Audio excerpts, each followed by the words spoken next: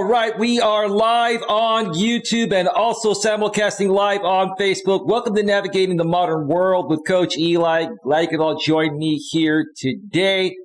The weekend is here. It is Saturday. The day this live stream is happening is Saturday, July 17th, 2021. But if you're watching the replay even sometime down the road, there's going to be a lot of replay value, a lot of evergreen content value here. So regardless of whether you're watching this live or on the replay, stick around because today I'm going to be sharing another personal story regarding the topic, which I'll explain here in a second.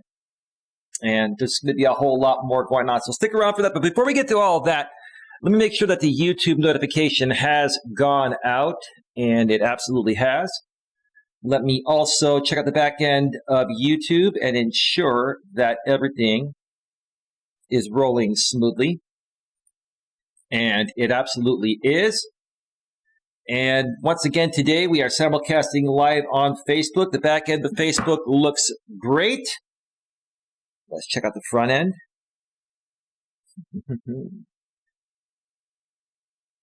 There it goes. Elias Melas is live now. Let's check out the front end. And it's rolling perfectly. And one more thing before we get right to it. I am sponsored by an amazing gentleman that I've known for over 10 years, and he's been in business for over 15 years. Troy Brewer. He is the CEO, founder, and owner of the Discover Community Network. He is a branding and marketing genius, and he's very reasonably priced. Of course, he has higher end packages, but you know, even if you're on a tight budget, Troy can help you better than anyone else at that price point. Trust me when I say that, okay?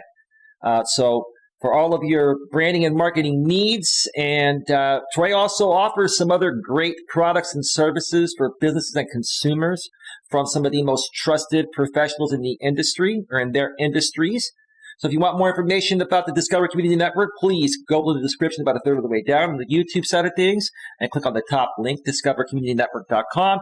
If you're on Facebook, go to the top of the search bar and type in discovercommunitynetwork.com, and you'll be redirected to the Facebook business page. And from there, you can see how to connect with Troy by email or by phone. Or if you'd like for me to do a personal intro between you and Troy, I'd be happy to do that. You can email me for more information on that personal intro at Coach Eli at coach.eliasmelas.com. One more time, that's Coach Eli at coach.eliasmelas.com. And my email is in the description section of Facebook and YouTube. So once again, Troy and the Discover Community Network, thank you so much for your continued sponsorship and patronage of my brand. Lots of love from Coach Eli and the Coach Eli clan. All right.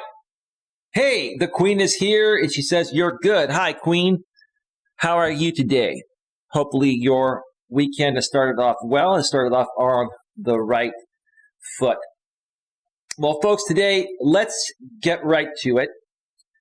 The topic of today's show is women can get what they want from men if they change one thing. One more time.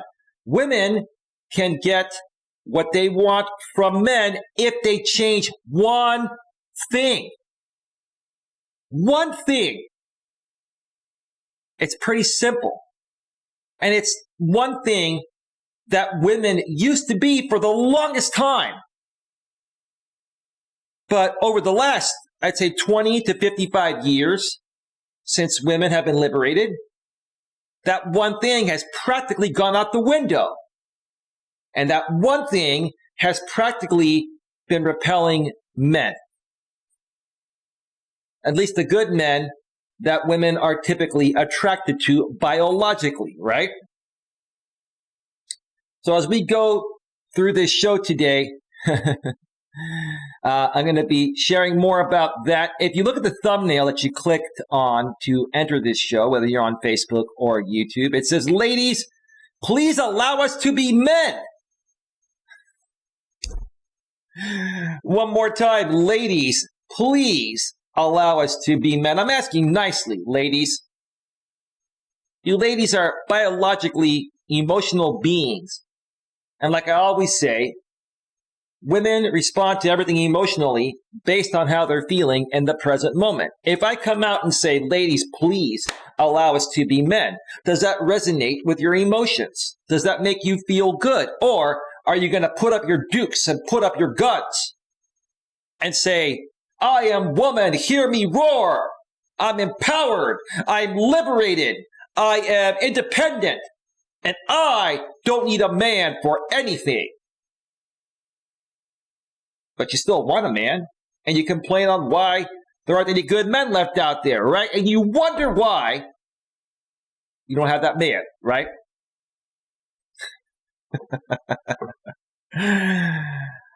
Oh, when I talk about topics such as these, male and female relationship dynamic topics, it really, really lights a match. Because I'm actually a good guy, and I care, and I believe and sustainable, everlasting, long-term relationships that could lead to marriage and more, and family and happiness, right?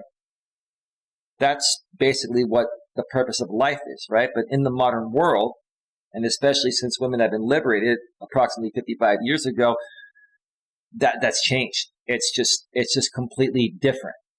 We live in a completely different world than any other period in history. Queen says, I'm doing okay. That's great to hear, Queen. That's great to hear. So here's how today's show is going to go. I've got 3 Reddit postings I'm going to go over at the beginning of the show.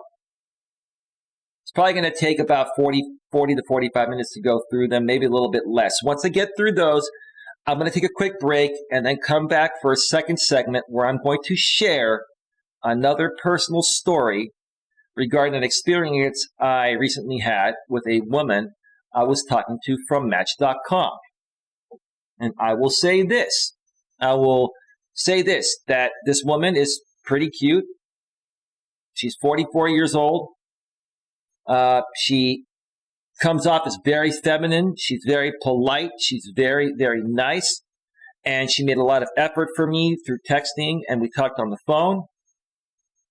Okay? And she seemed great. And she wanted to meet me. She wanted to meet me today, and it didn't happen. And I'll explain to you why it didn't happen during the second half of the show. So you have to stick around for the juice on that one. And it's pretty good. It's pretty good. It basically blends in with the topic. And even though, like I said, she was a woman or she's a woman that comes off very, very feminine, very sweet, very polite, and very communicative, which is great. But I decided, I just gave you the answer. I'll tell you anyway. I decided to not meet her. I'll tell you why. We'll talk more about that. And I'll even share parts of our communication through Match.com and through text messaging. When we get to that point during the second part of the show. And guys, you're going to want to pay attention to this. You're going to want to pay attention because just because a woman seems to be really nice and sweet and the perfect match, like they say, if it sounds too good to be true, it probably is. Doesn't mean it always is too good to be true. In some cases, something that seems too good to be true is actually true. In most cases, it's not. In this case, it was too good to be true. Okay? It was too good to be true. Anyway, I think I said that right. You understand what I said if I screwed it up. All right, so let's go ahead and switch on over to the browser source and get right to this. Critical Mass is in the house. Critical Mass Blog, you changed your name. How you doing, bro? I have arrived. Tuning in for a bit while doing some stretching. That's awesome, bro. How have you been? What's going on in your neck of the woods? I've been super, super busy lately, man. I'm sorry. I haven't been able to catch anyone's streams or, set up any interviews and stuff like that. I know we need to make time and find time to collaborate together. But yeah, between my personal life, my family life, preparing for other YouTube stuff, just a lot has been going on. And, I went away for a couple of days, took a little break, which you have to do every now and then. So thank you. Thank you for being understanding, bro. And thank you for being here. Queen says, hello, Critical Mass.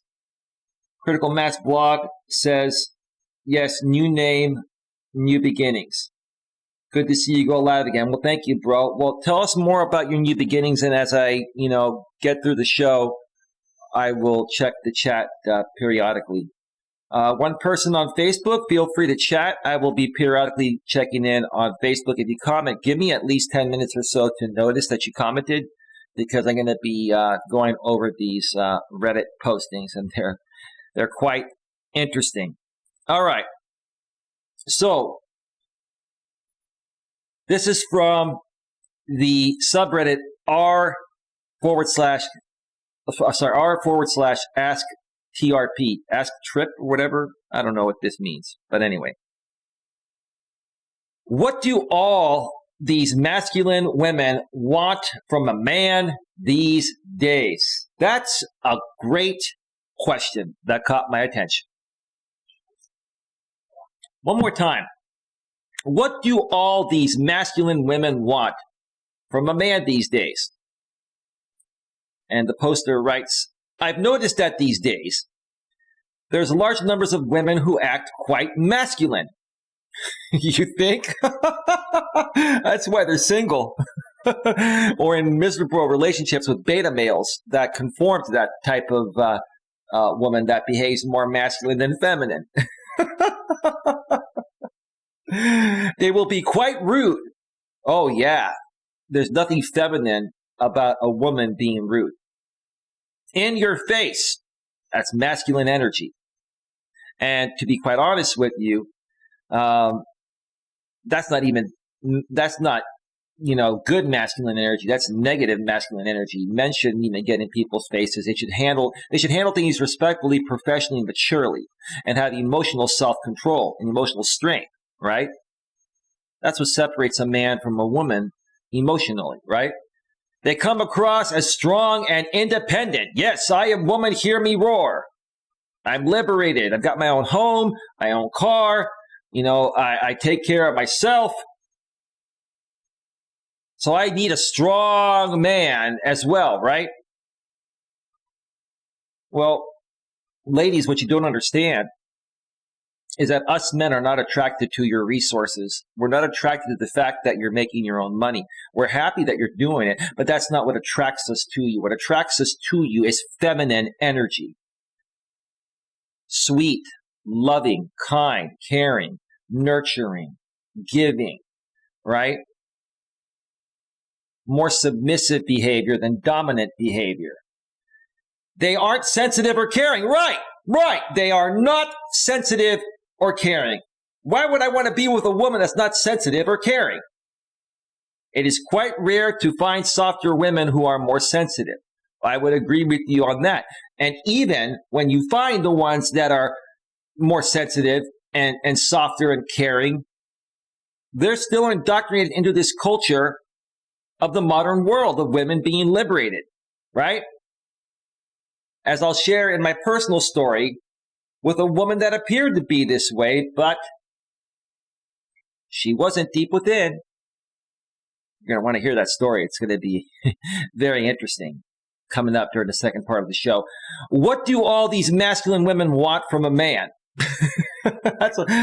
They want to control them. They want a man to put them on a pedestal. They want a man to bow down to them, bask in their glory.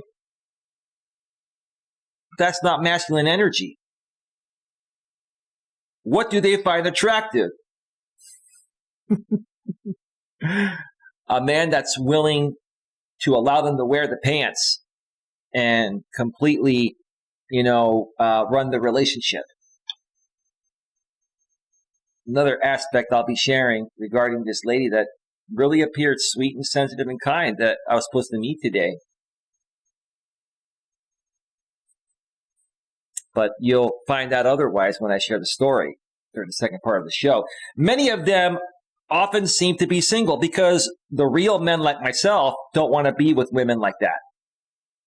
But they can get sex whenever they want, and plenty of men want to be their boyfriends, right? The beta man, beta man, beta man, beta man, beta man, all the beta mans, right?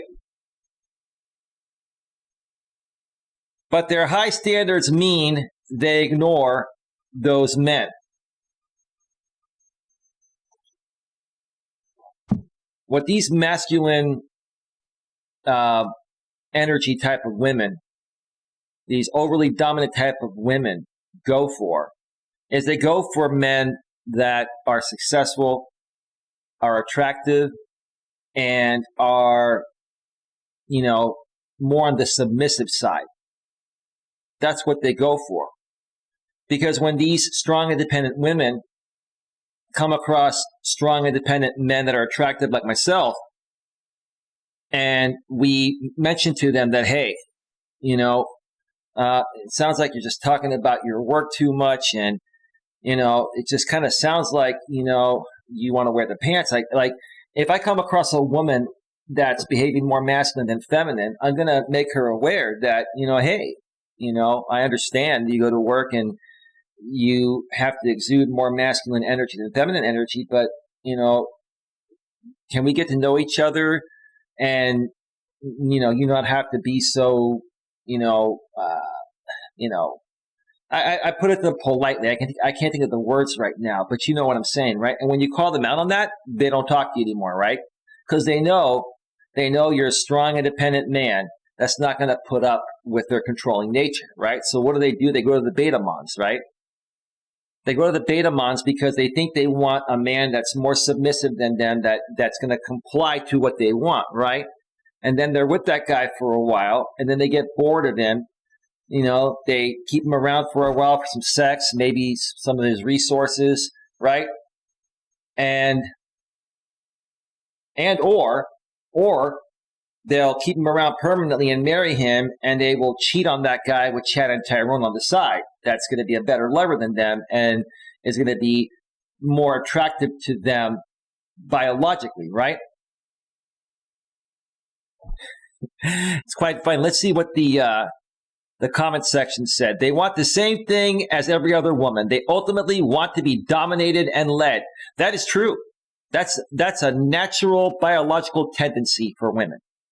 They want to be dominated and led. And when I say dominated, I don't mean like controlled or anything like that. I mean masculine energy, right? Being the leader, taking her out on dates, and showing her a great time. Now, it's okay if a woman, after you're dating her for a while, to do things for you occasionally, right? But primarily, it has to be masculine energy is the man being the leader and the man taking his lady out. That's how sexual polarity works. It doesn't work any other way.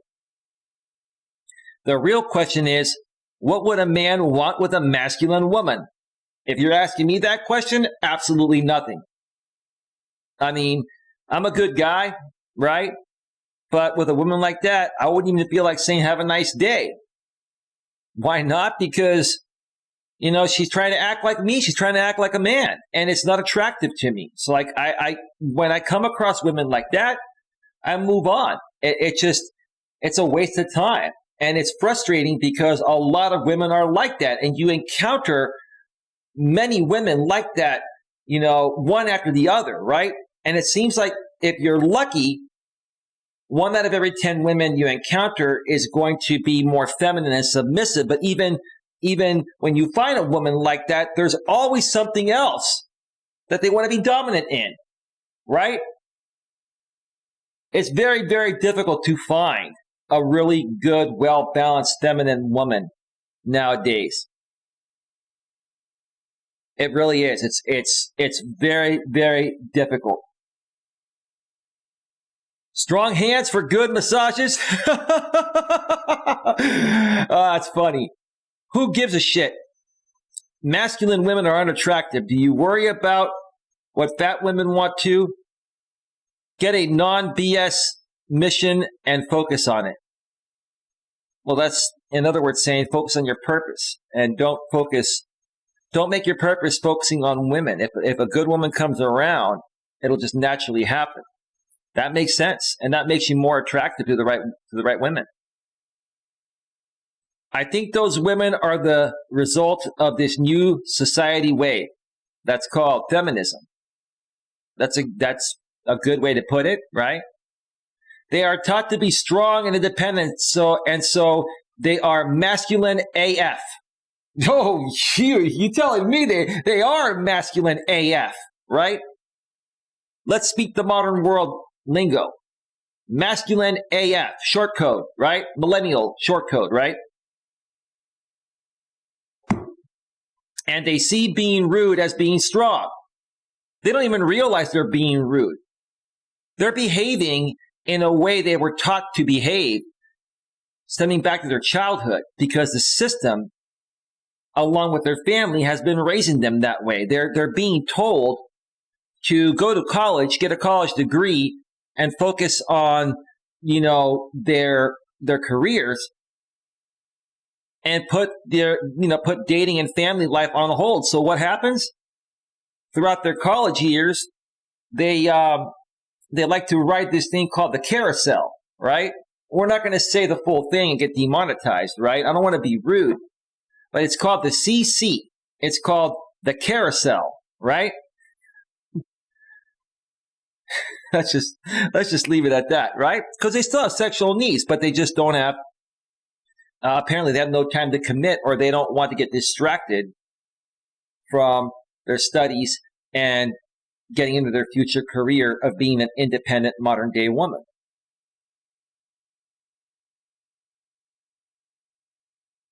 And because they think men want successful, let's just say women. I'm not going to say that word and be rude. You said the B word. And because they think they want successful Bs, and because they are women, they only date up. Well, all women want to find, the best possible man to be with, that's independent financially, is strong emotionally, is attractive physically, is spiritually in tune.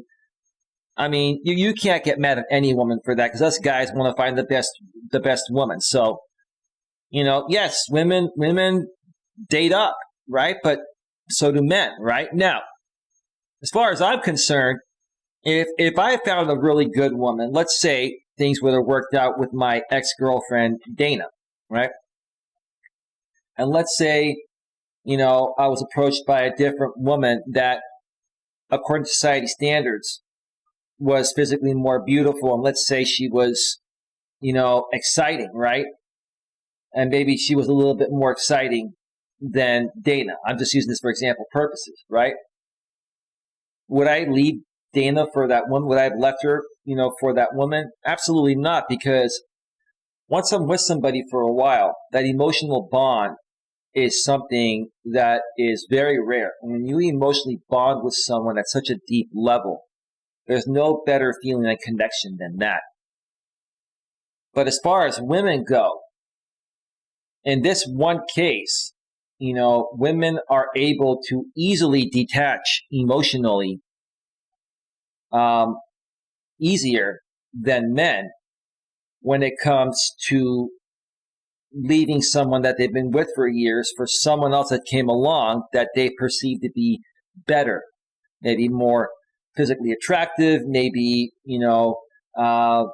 more in tune with their emotions or whatever. If a woman seeks a man, if a woman comes across a man that seems to be more of what she's wanted, even if she's been with someone for 2 or 3 years, she is more than likely going to leave you for that man, or possibly cheat on you to make sure it's going to work out before leaving you. And then if it pans out, then she will, seek up to that man.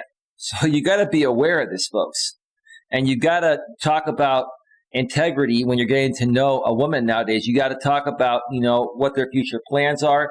You got to be direct with them, and say, hey, I'm not here to play any games. I'm looking for a life partner, someone that's going to be loyal and faithful, and someone that, is not going to just get up and leave in 5 years because someone, they perceive to be better comes along. I believe in emotional bonds and spiritual connections. And if we get married, I believe in the sacrament of marriage, right? You want to be open, with the women you're talking with nowadays. If you see that they're a good fit, you want to share that with them and see what they say, right? And then start looking at their actions as well, too. They get pissed when they see the high-value guys that they want going for younger, more attractive women. Well, it's for a couple of reasons. Yes, younger women technically, are probably a little more attractive than women in their 30s and 40s. I mean, there are some hot women in their 30s and 40s, but, when women are younger, they look their best, But also women in their 20s that are going through college are typically not seeking anything serious. But some of them, are looking for friends with benefits, or an occasional fling or whatever. And, for some guys, as they get older, this is a much better thing for them. They don't have to commit to the woman. They still get sex. They get sex from a younger woman. And they don't have to deal with all the BS, right? They don't have to deal with, when women get in their 30s and 40s, get settled in their careers, and now they're trying to find a guy to settle down with, and their biological clock is ticking. They don't have to deal with the attitude of the woman trying to rush it and also trying to control it because of her masculine energy and because of the fact that she's in the workforce that's forcing her to exude more masculine energy than feminine energy, right? It's a shit show. Oh, it absolutely is. I couldn't have said it better myself. You can thank the system for that. Now, again, I'm all for women having equal rights and doing everything that only men were once able to do. But the truth of the matter is, like I've said many times before, women, before they were liberated, were dependent on a man for survival. They were dependent on a man for everything. And that's what made men valuable to women. Liberating women takes that away from men. So now you have to bond at a completely different level. And even if you perfectly bond with someone, any woman that you're with, because they're liberated and have their own money, they can walk away from you at any moment. Back in the days, if they walked away from you and they were dependent on you for survival, they would either die or be on the street or do something else. I'm not going to say that'll be demonetized. They would, do a job that's very demeaning to women. That's how I'm going to put it. You folks know what I'm talking about. Who cares? They're undesirable. But to answer your question, they're strong and independent because no man is putting the cape on for them. That's true. They have to be that way out of necessity and survival. That's because the system made it that way. They don't have to be that way. There are still plenty of men that would, provide for a woman traditionally if we believe that women were going to be okay with that. Most women are not okay with the traditional thing, being the housewife, having the kid, taking care of the home, husband goes to work. They're not okay with that. They're not. They want a man to dominate them, but any man with a brain jukes the hell out of them, hence their excessive masculinity. Well, that's, in other words, saying what I said earlier, right? Any man with a brain that understands female nature, especially modern day female nature, right, is not going to put up with a woman behaving this way. It's not attractive to us, right?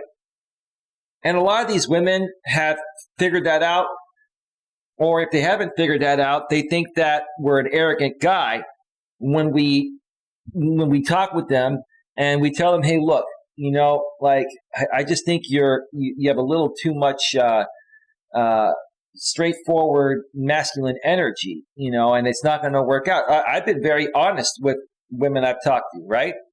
And some of them, they'll put their guard down and still talk to me, but most of them will get offended by that and they'll end the conversation, right? And that's fine because it would have never worked out anyway. But the real men that they're attracted to, okay, they don't give the chance because they think we're arrogant and they think that we're misogynists that don't respect and appreciate women being liberated. No, we do. What we don't respect is the fact that you're trying to biologically act like the opposite gender. It's not attractive to us. To be dominated and never have to crack open her purse after dinner. Right. Well, and again, with the right woman, there's nothing wrong with not having her crack her purse.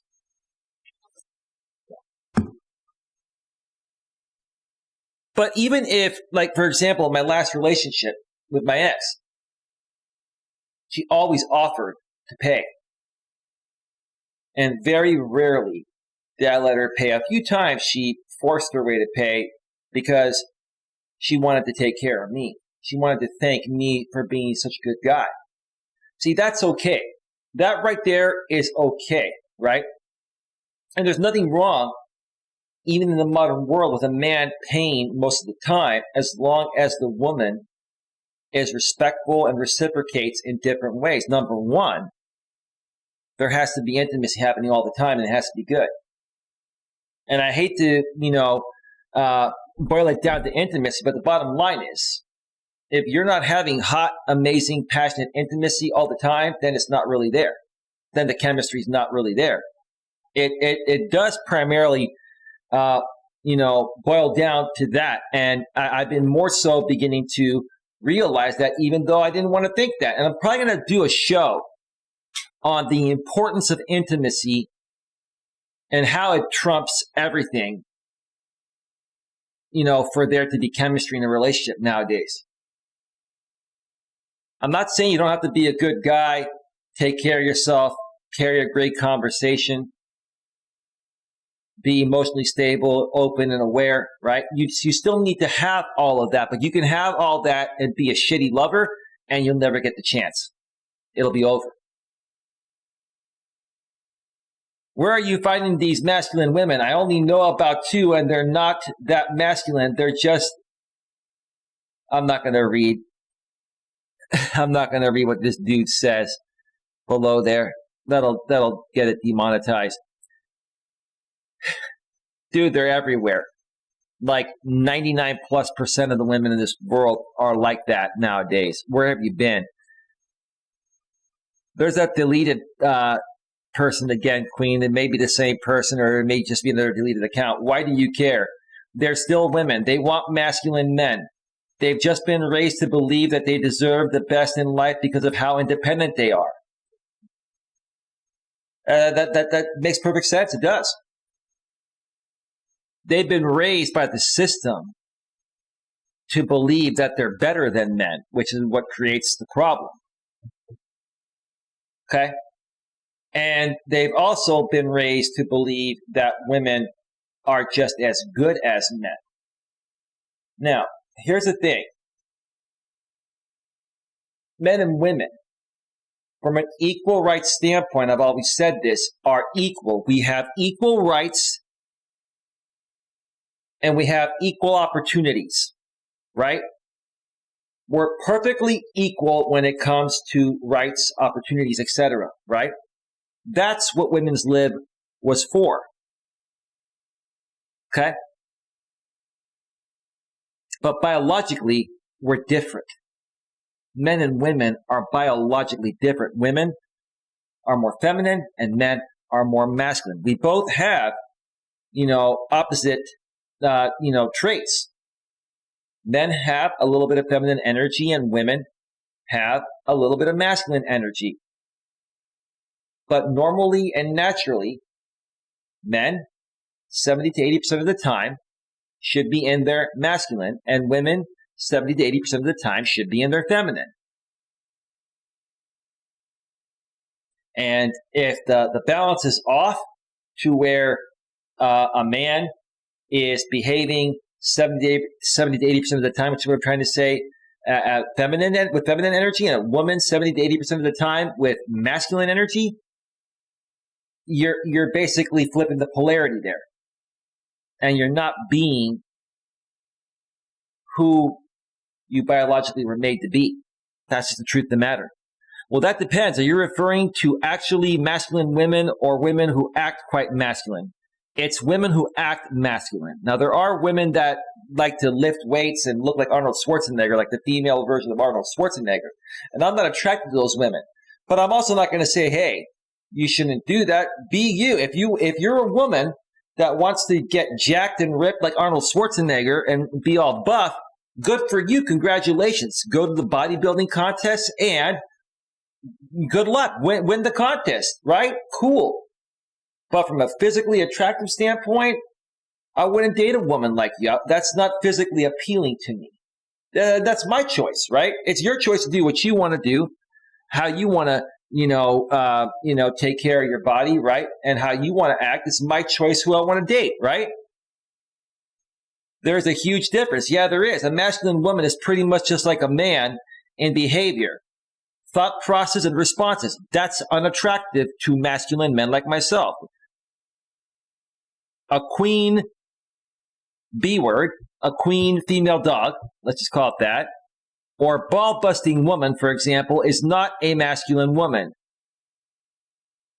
She's a high feminine woman using traits from the masculine energy side to get what she wants or to hide insecurities or the chip on her shoulder. Dude, you're so wrong about that. A woman like that is behaving with more masculine energy than feminine energy because that's the way the system has indoctrinated her to be. Sometimes it may be to hide insecurities or the chip on her shoulder.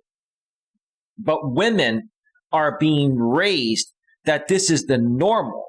Dude, that's what you're missing there. All right. Let me get back to the chat here for a second before we move on to the next Reddit. Nothing happening over on Facebook.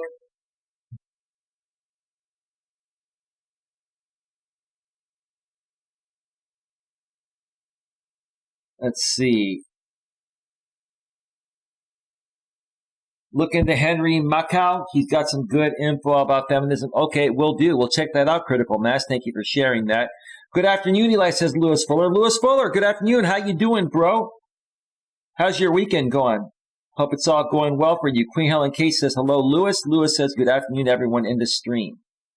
Lewis says hi, Queen. Good points have been made. Absolutely, Critical Mass. I'm all over this. I love this topic. I love it. Queen Helen Casey says in the dictionary, it's in the dictionary, and it does mean a female dog. That's true. That's true, Queen. I'm sure I could probably get away with saying it. I try to minimize swearing so I don't get demonetized. You know, I really try to do my best to be as professional as possible and to follow the guidelines. But more so, it's also, wanting to, show professionalism. That's just the type of person I am. Do I have my moments? Sure, but I like to keep it as professional as possible. Professional, respectful, and mature, that is. Right? All right, let's get on over to the next Reddit. And this is from the subreddit Ask Men. What's with modern men preferring masculine women? Well, I don't prefer masculine women. Let's read that one more time. What's with modern men preferring masculine women? Now, I've read all these, so I know where this is going. It's pretty cool, actually. Hear me out.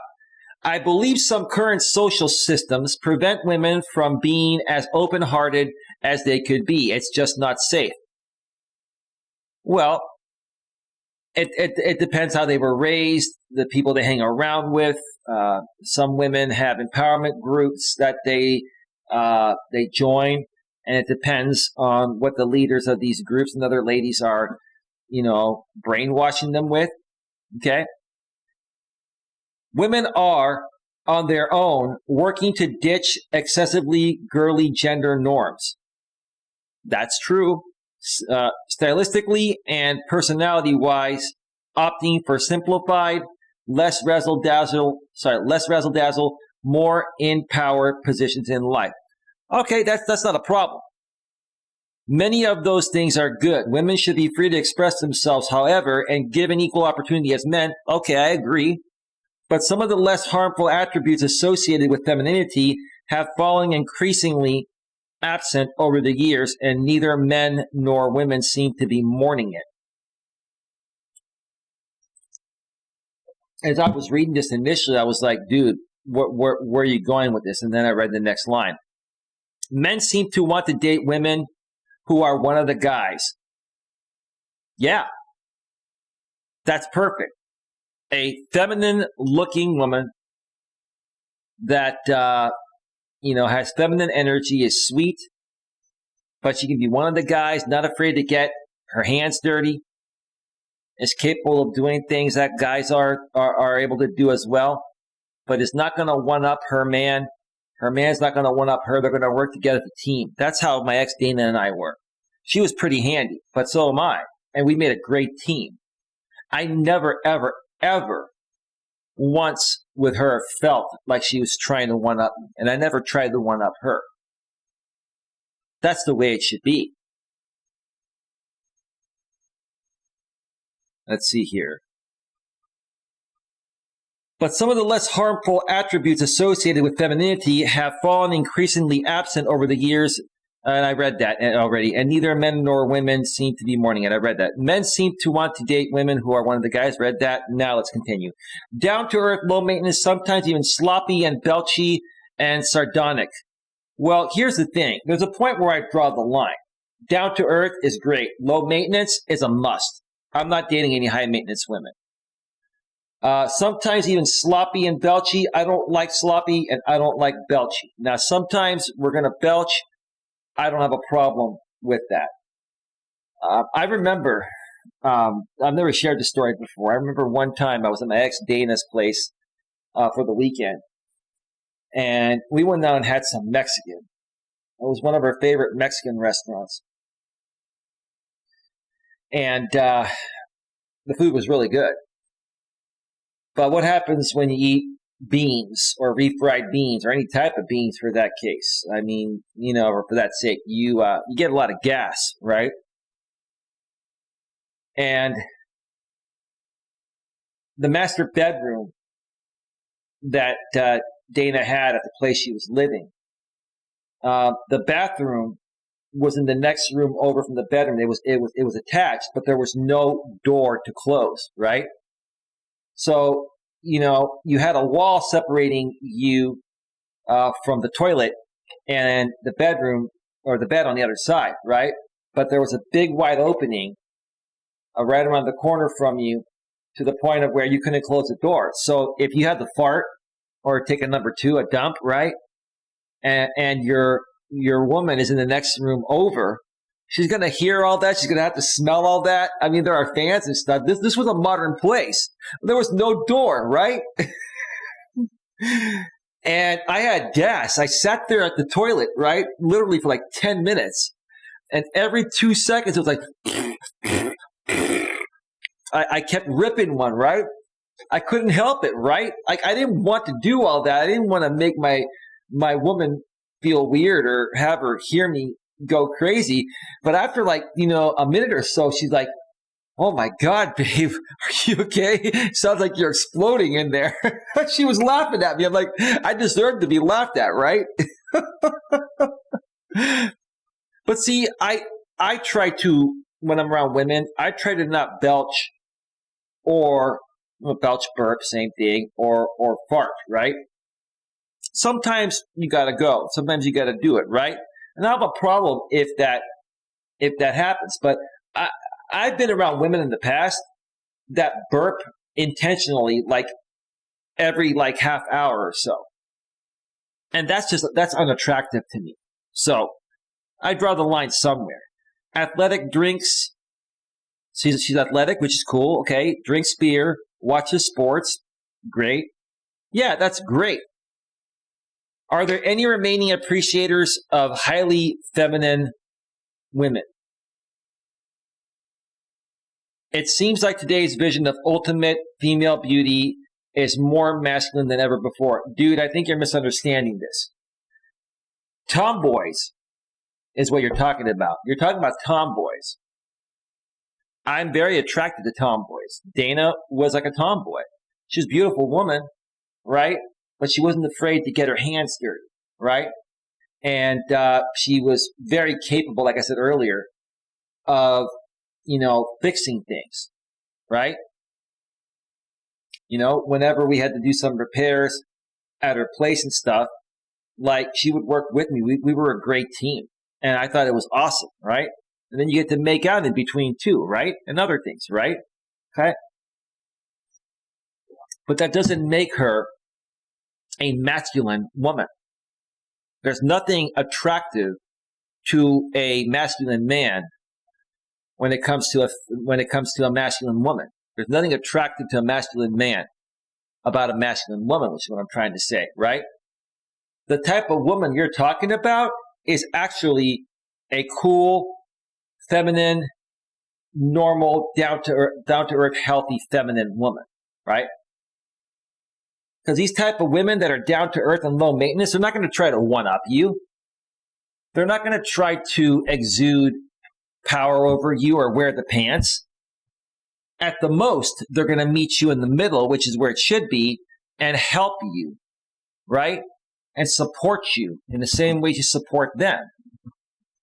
So I thought this was very interesting. I thought that when I first read this, I thought it was going to go a different way. But this guy, what he's basically trying to say here is that seems like guys want more masculine women. And he's talking about tomboys that are not masculine women, right?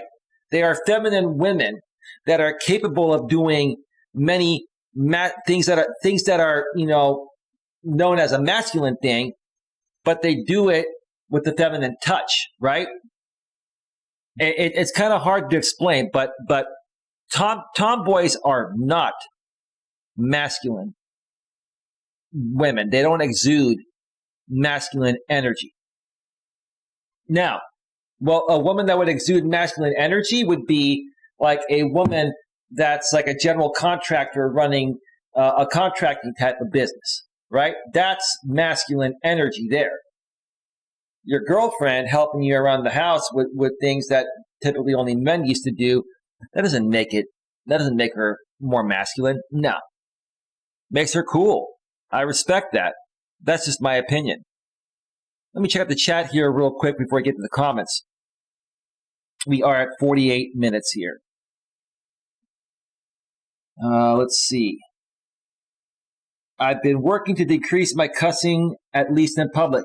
How's your channel been going, Critical Mass? Have you had any copyright issues or any community guideline issues? I've been pretty clean over here on my end, and I plan to keep it that way, bro. All right, nothing happening over on Facebook. Let's check out the comments section here. Being down to earth and low maintenance doesn't necessarily contradict with being feminine. I agree. This dude's saying the same thing I'm saying in different words, or I was saying in different words. I personally am just really tired of dating women who really want me to be their dad instead of a human boyfriend. Well, that's called a sugar daddy. That's a sugar daddy. If women, expect men to have their shit together nowadays, with women being liberated, they need to have theirs together as well. It sounds like you're dealing with gold digging type of women, or maybe you're dealing with women that are more traditional. But I'd be leery about, women like that, dude, because a lot of those women, they'll get with you because you have money and they're not really into you. You're just a placeholder until they find what they really want, and a provider. I like the stereotypical highly feminine things women do. But as I said before, being chill equals being masculine. No, not for a woman. Being chill for a woman does not equal being masculine. It equals being feminine. Nothing wrong with women doing certain things around the house or even other stuff that were once only known as things that men would do.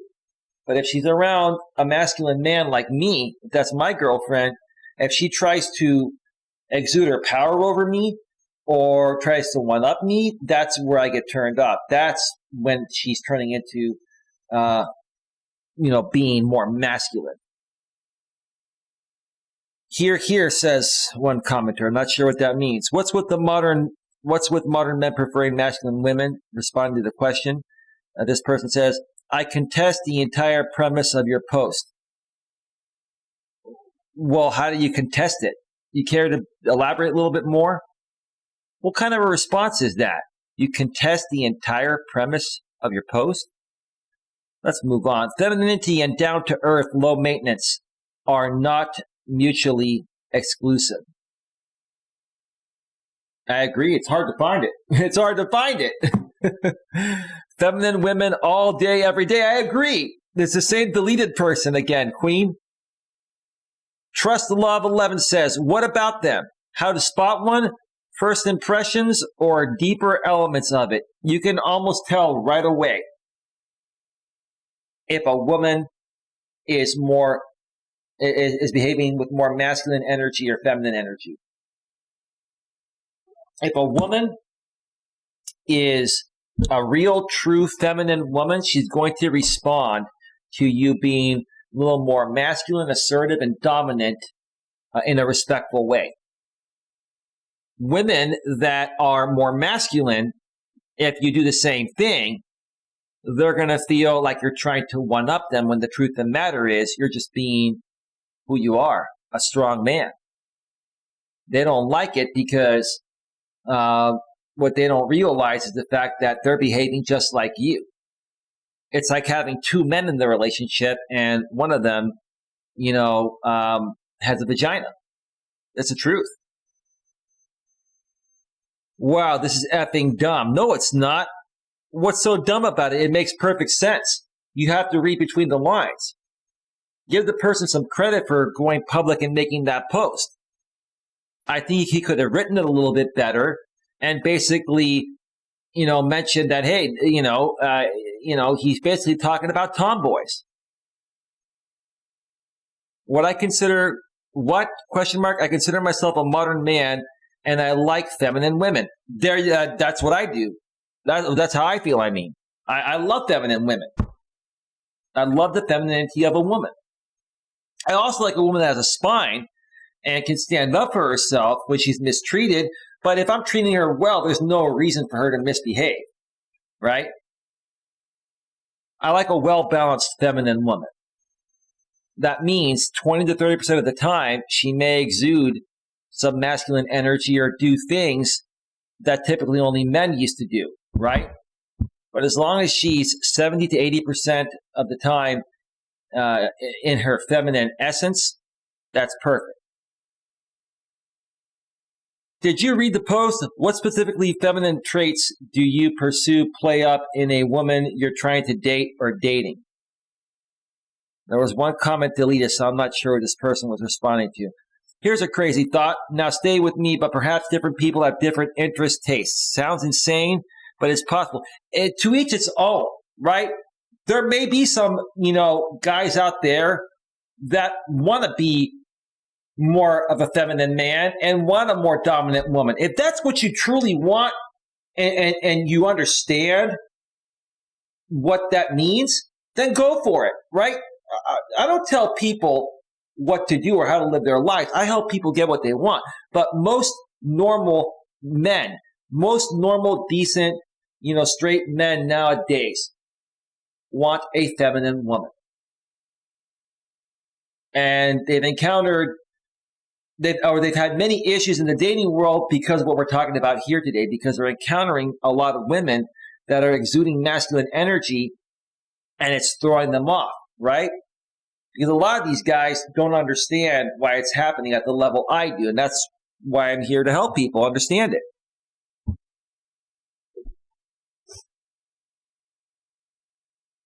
Generalizations can be useful. Well, we're not even generalizing here. This is the thing. A lot of people are saying you're generalizing. No, these are facts. This is the truth.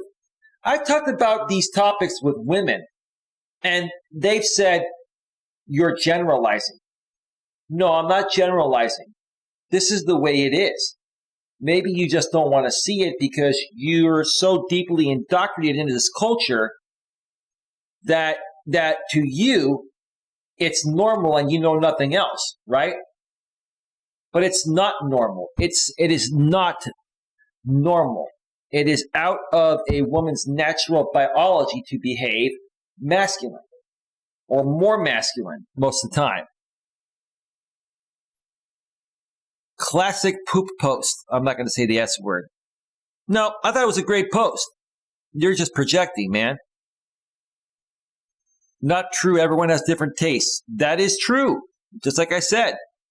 Personally, when you mention athletic, interested in sports, it is a common thing we would share. I agree. You have to look for common interests when you're getting to know someone too. Also, a woman who is athletic, physically fit, I perceive as being healthy or cares about it, at least some, which is a much more attractive feature than someone who isn't. I agree. But those women that are in very good shape, they have very high expectations. Number one, you've got to be in even better shape than them. And those types of women, regardless of their height, they want a guy at least 6 feet tall that makes 6 figures, that has a six-pack, and that's also packing minimum 6 inches below, 6 inches or greater below. There's a lot to it. Those extremely attractive, healthy, and fit women that are in a great career, making great money, they have their entire shit together, right? They're going to have the most difficult time finding a guy because they raise the bar so high that no one can ever reach it. I guess I mean a guy thinks it's hot if a woman knows sports or cars or guns or beer. I think it's hot to a certain extent. I don't look at that as a deciding factor of being with a woman or not, but it's a bonus. My main aspect that I look for in a woman is communication. Communication, and, is she exuding more feminine energy than masculine energy? Is she well balanced? Does she have a great work and personal life balance? Does she have time to be with someone, right? Stuff like that. It's not just sports and all that. That's just a bonus. My ex loved sports, right? But her and I both preferred to go hiking, even on Sundays during football season because we wanted to get out there and stay healthy and fit. Now, when the Super Bowl came around, we would watch the Super Bowl, we'd watch the playoffs, right? But we would still get out there in between and, get our exercise, go hiking, bike riding, etc., right? Let's see.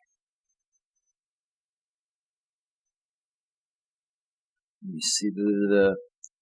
I guess I mean a guy thinks it's hot if a woman knows sports or cars or guns or beer. She can be feminine and still fit, but loses hot points if she doesn't know sports names, etc. You're getting ridiculous now. No one's going to know everything, right?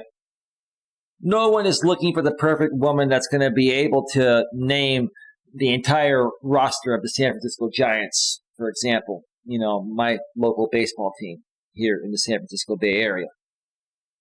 Now, let me read a few more here, then we're going to get to the last one before we go on break. I'm kind of confused. What are you confused about? In my experience, I've been friends with plenty of highly feminine women who also followed sports, were athletic, and enjoyed beer. Those are called tomboys. To me, tomboys are the best women. Right? And it's not, when you call these women tomboys, it's not saying that they're not sexy. Like most tomboys are athletic, they're sexy, they can get down and dirty, wear some shorts, help you out in the backyard or whatever, right? but they can put on a dress and knock your freaking socks off, right? And quite honestly, to me, I'm more attracted to a tomboy that doesn't overly dress up and doesn't wear makeup. I love the natural beauty of a woman.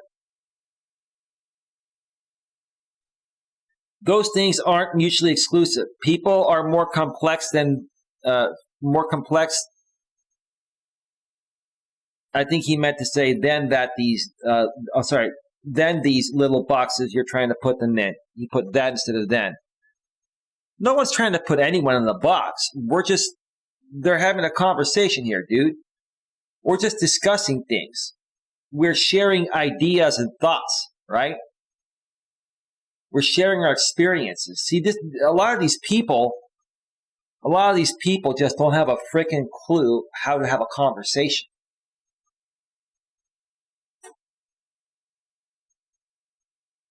Let me read a few more here. These are important. You had me at down to earth, low maintenance, lost me at the rest. That's because you didn't mention he was talking about a tomboy.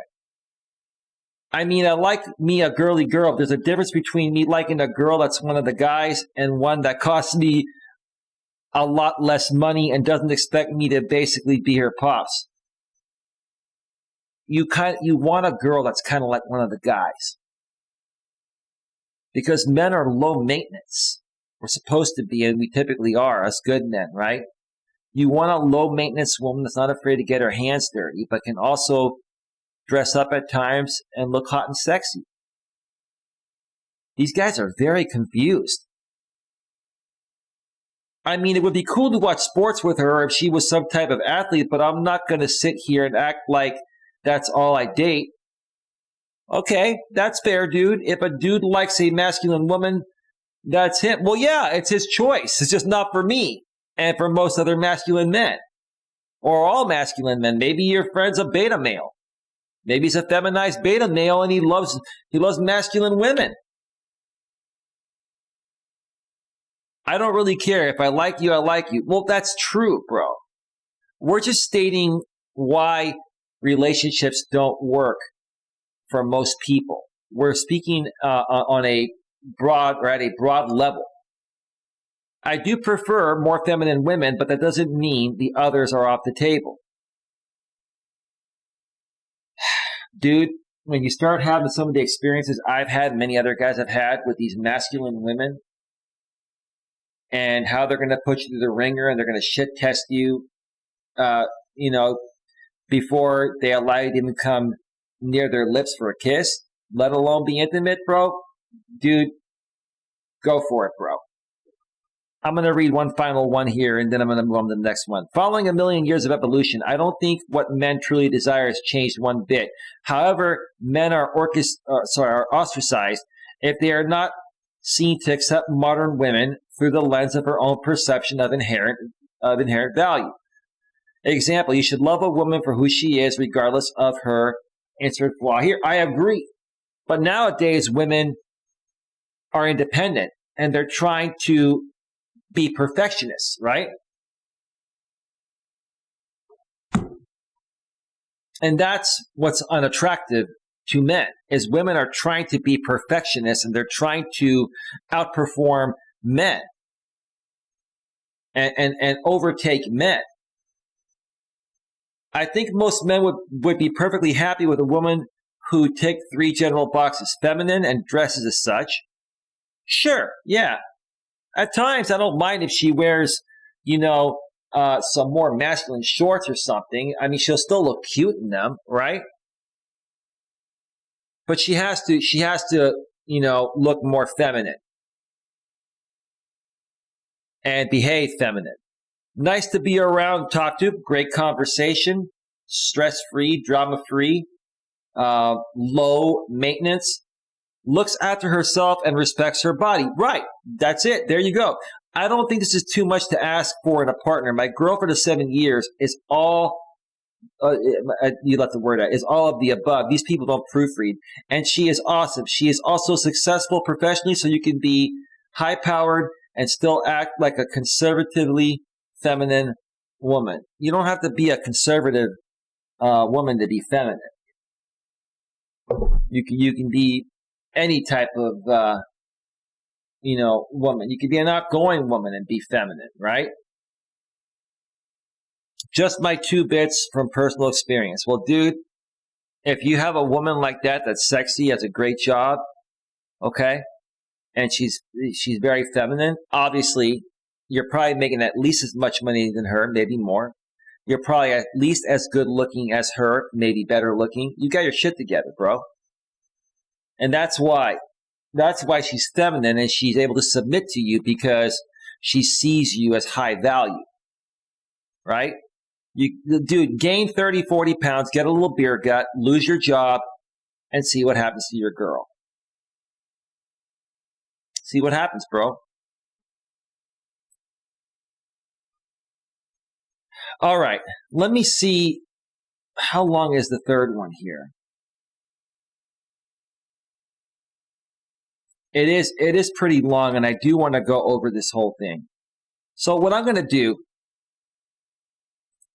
is I'm going to take a quick break, and then I'm going to come back and go over the final Reddit question, which is going to be, are some men attracted to masculine women?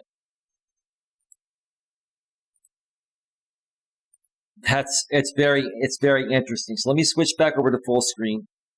I'll come back. I will go over that, probably take another quick break after that, and then come back and share my personal story before calling it a day here. Anyway, my wire's been kind of sticking out a little bit. My apologies for that. It's all good. Let's see. Let me check out the chat real quick before we go on break. Let's see. Critical Mass says, had won a strike from BBC for screen sharing a nature show. You probably got a content ID claim, bro. You didn't get a copyright strike. You probably got a content ID claim. All you had to do was either delete the video or remove that part of the clip that was claimed by the BBC. I appealed it and should win. Okay. What did you claim? Fair use? Maybe you did get a strike. That's a possibility. Typically, they'll give you a content ID claim, but if they have an option of striking you too. Told you that's somebody's screen name. Click on it and see if it will open. I don't know what you're talking about, Queen. Anyway. All right, folks. Let me cue up some royalty-free YouTube music.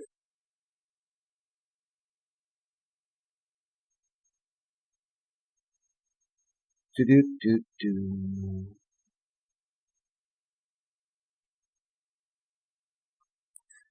All right. Do-do-do-do. What do I want to play today? Okay. Let's see.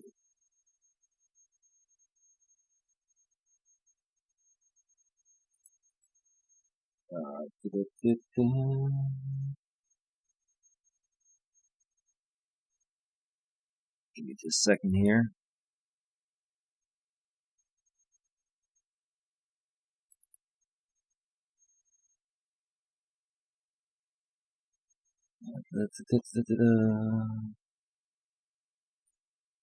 Just a second, folks. Sorry for that.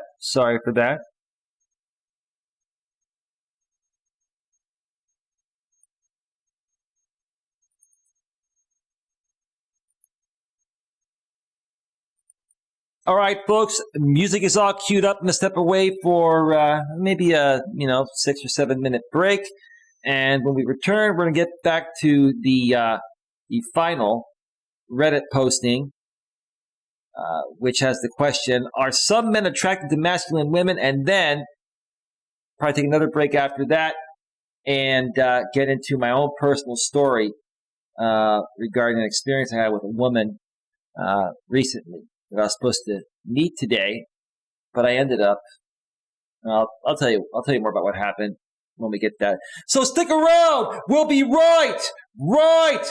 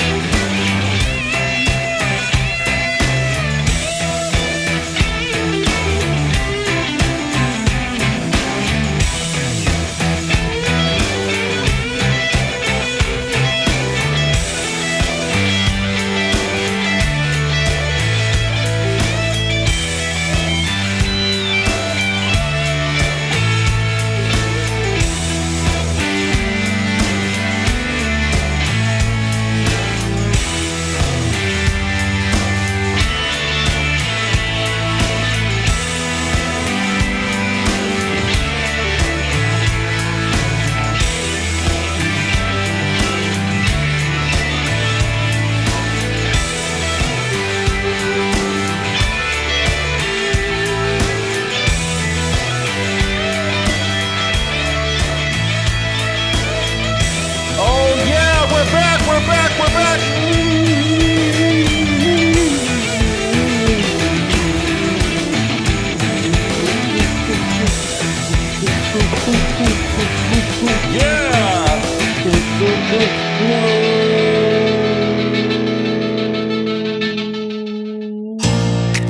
Yeah.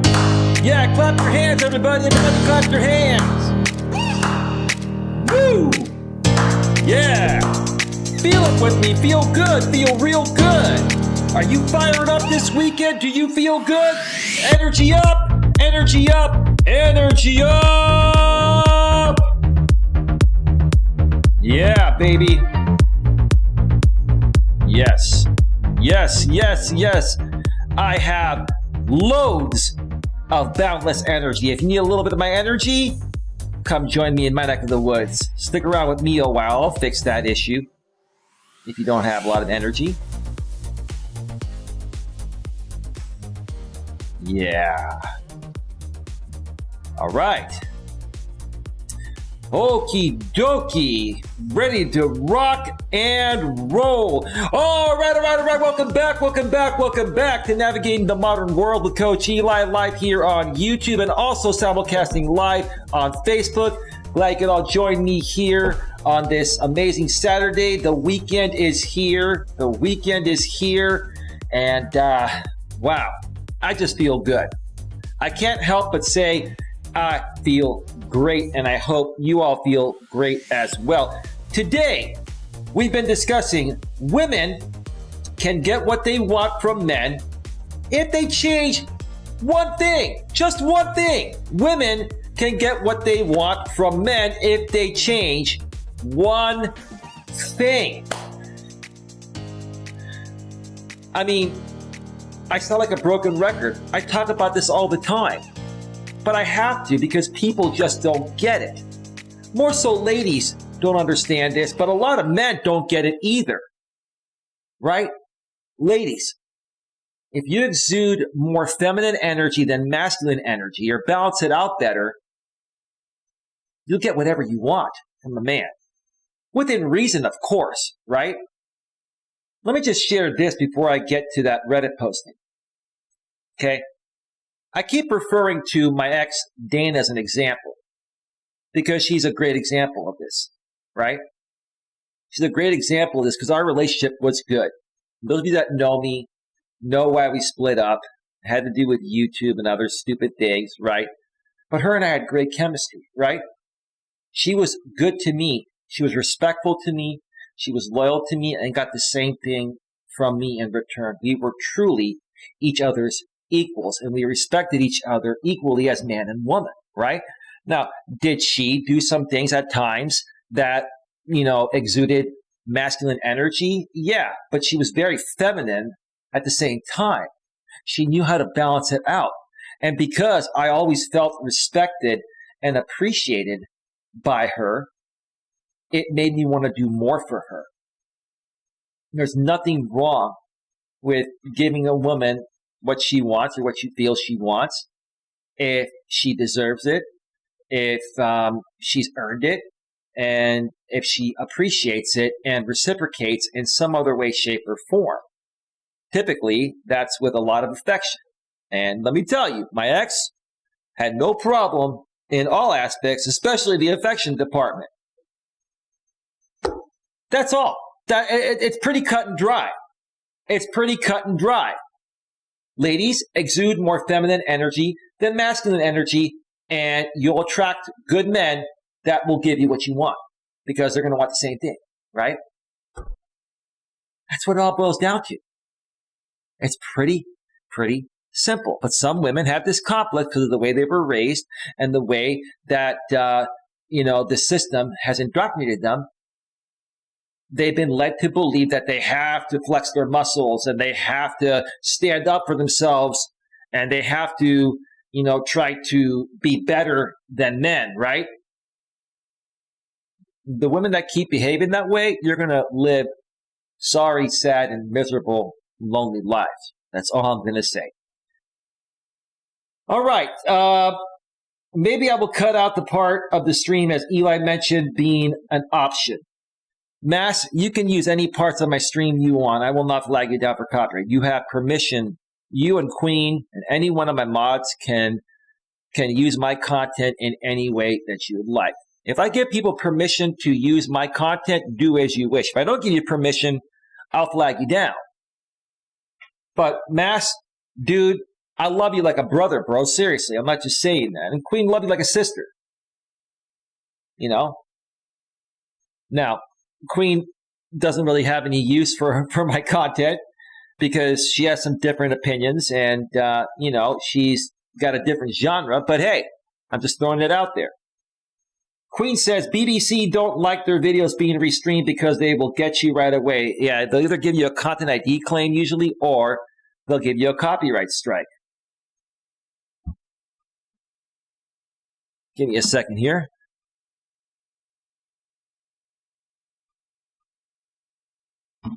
Okay. Critical Mass said, I noticed the algorithm caught it quick. Well, there was probably a content ID claim. Yeah, the YouTube artificial intelligence, bro. Yeah. Information Man Show at Coach Eli, Elias Melas. Peace and respect. Welcome to the show, bro. How you doing, man? How's your weekend going? Queen says, hello, Information Man. Let's check out Facebook real quick. Nothing happening over there. All right, let's get back over to the browser screen. And this is the final Reddit I'm going to be reading today. It's from the subreddit r/no stupid questions. Well, yeah, I like that.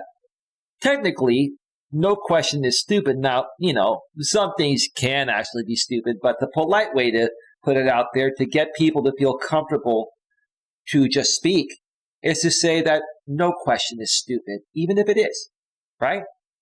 That's the mature way to approach it, right? Are some men attracted to masculine women?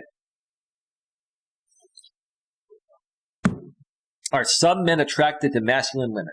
I've noticed that women can be attracted to slightly feminine men, such as members of boy bands or Asian pop groups. Boy bands or Asian pop groups, that doesn't make them feminine, right? Why? Because they dress nice and they're good guys and they're fun guys, right? And they're in touch with their emotions. Doesn't make them feminine.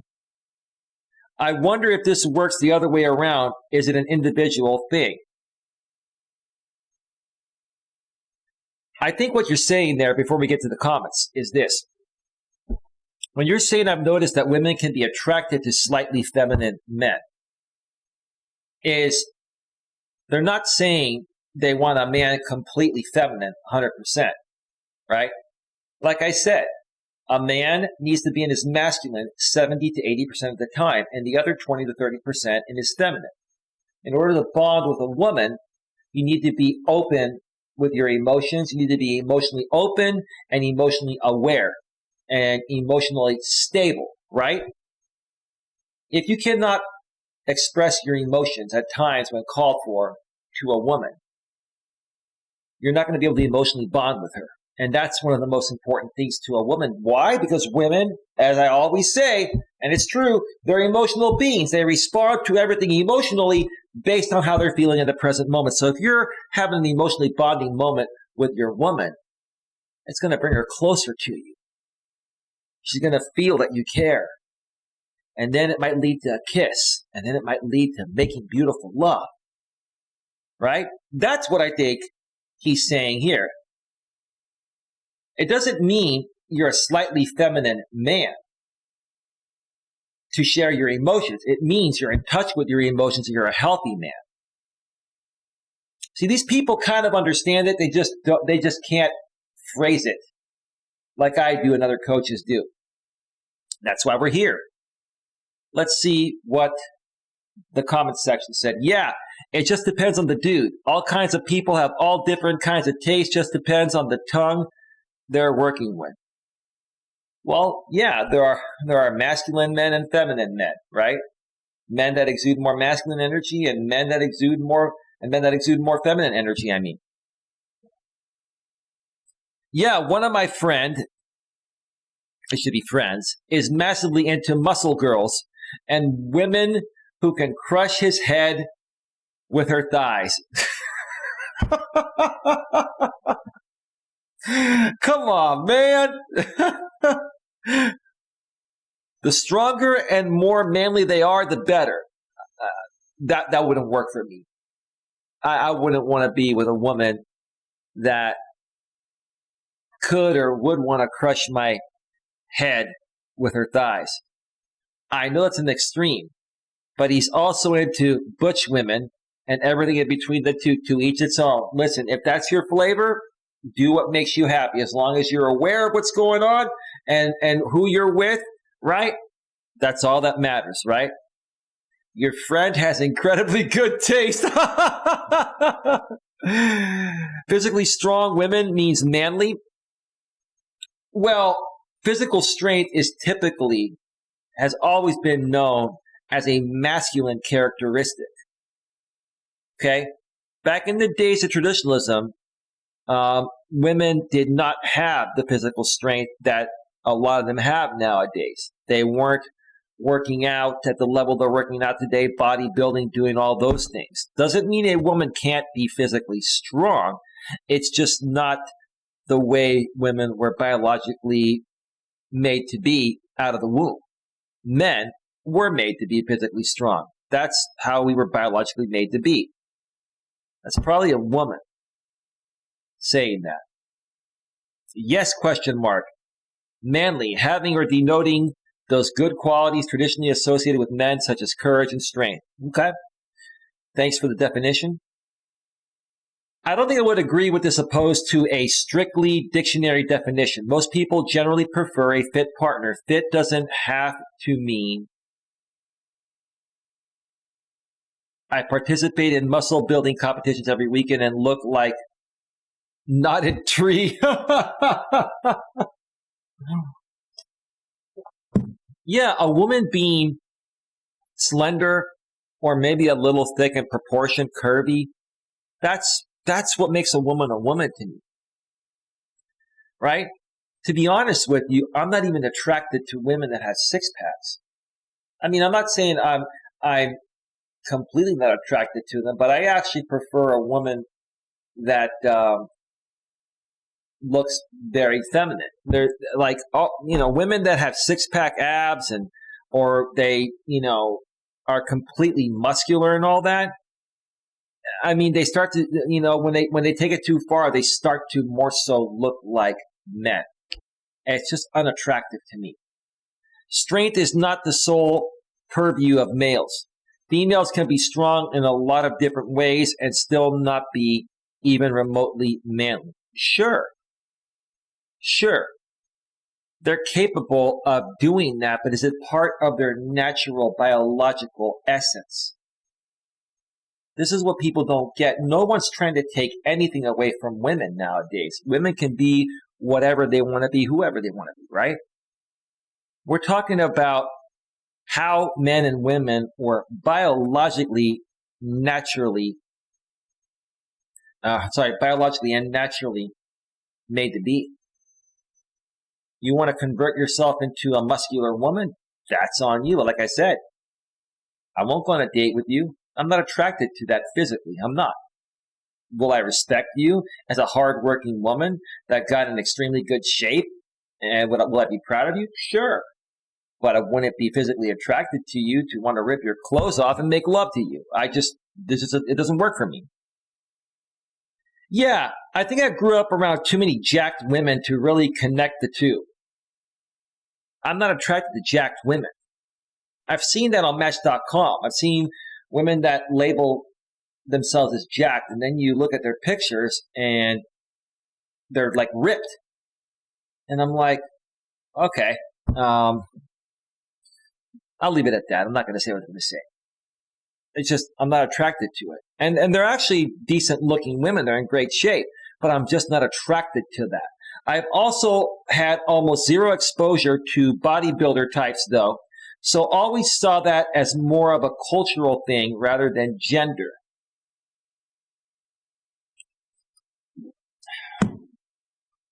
that's just like the sumo wrestlers saying that in their culture it's normal and healthy to be fat. No, it's not. It's just how they choose to be, right? It typically boils down to biology. Men and women were biologically and naturally made to be a certain way. Once you come out of the womb and you grow up and you know, change yourself in the way you want to, that's up to you, right? We're talking about biologically here.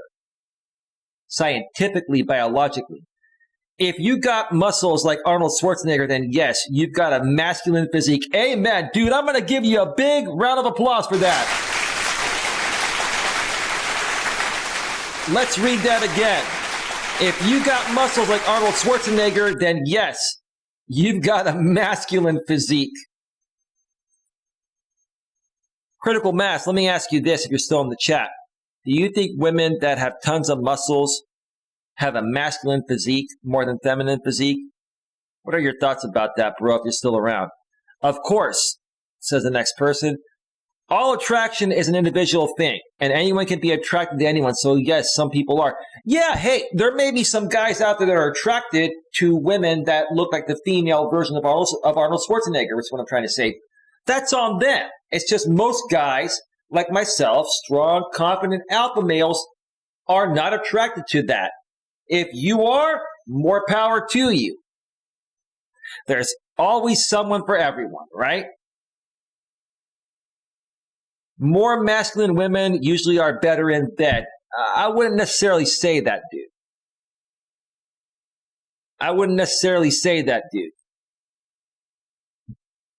I've been with feminine women that were amazing in the bedroom because we emotionally bonded. You're talking about those crazy women that get drunk and, you know, they're like alpha females and they have masculine energy, right? And they're more assertive than submissive. That's your cup of tea, dude. It's not mine, but if it works for you, so be it. Rob Schneider or David Spade in any Sandler movie.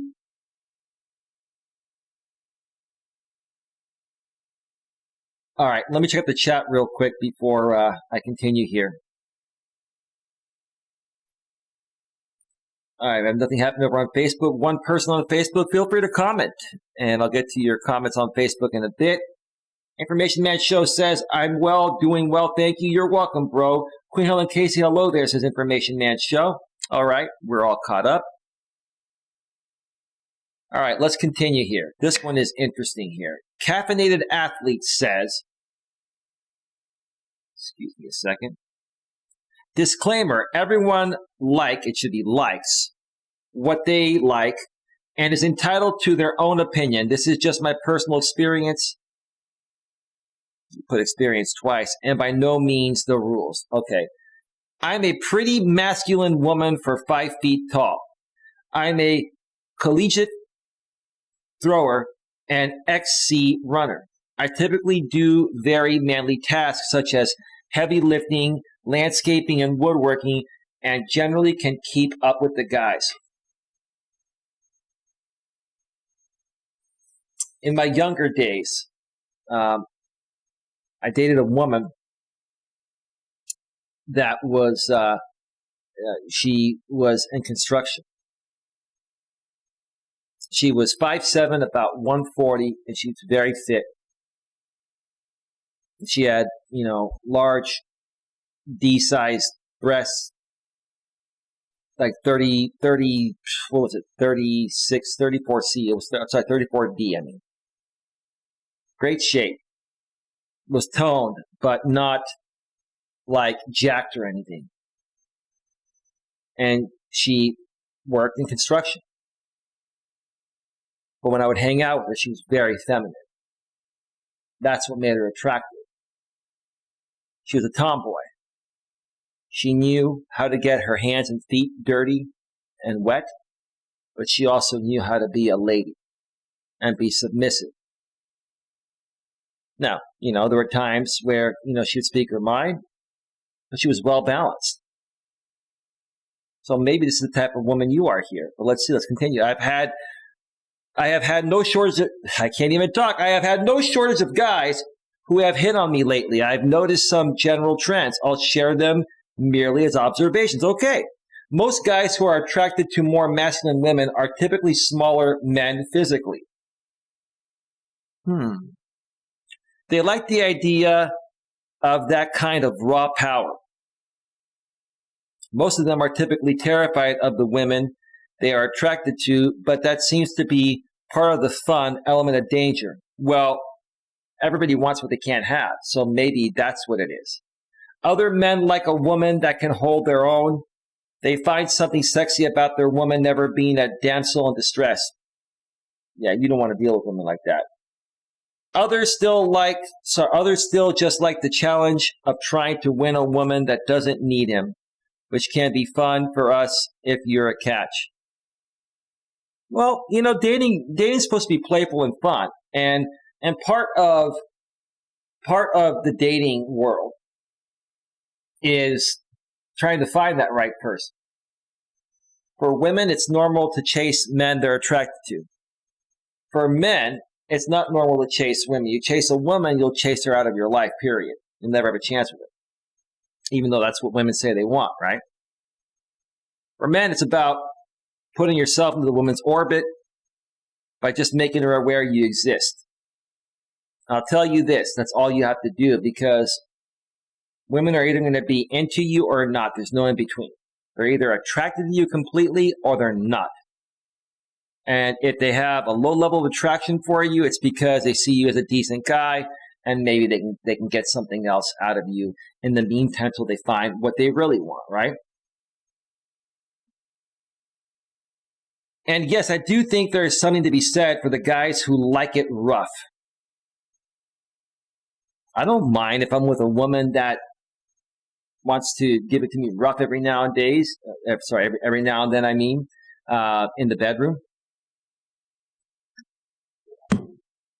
And I don't mind a woman having a challenging conversation with me at times, but if she's going to, completely be dominant all the time, that's not attractive. She has to be well balanced. To answer your question, absolutely, or as far as my experience, everyone likes, it should be likes, not like, what they like, and these people do exist, and they are more common than you think. To each its own. To each its own. Okay. To me, it sounds like you're a cute woman that's in good shape, but you're not ripped like Arnold Schwarzenegger. You're an athlete. Nothing wrong with that. Hope this answers your question. Well, thank you for sharing.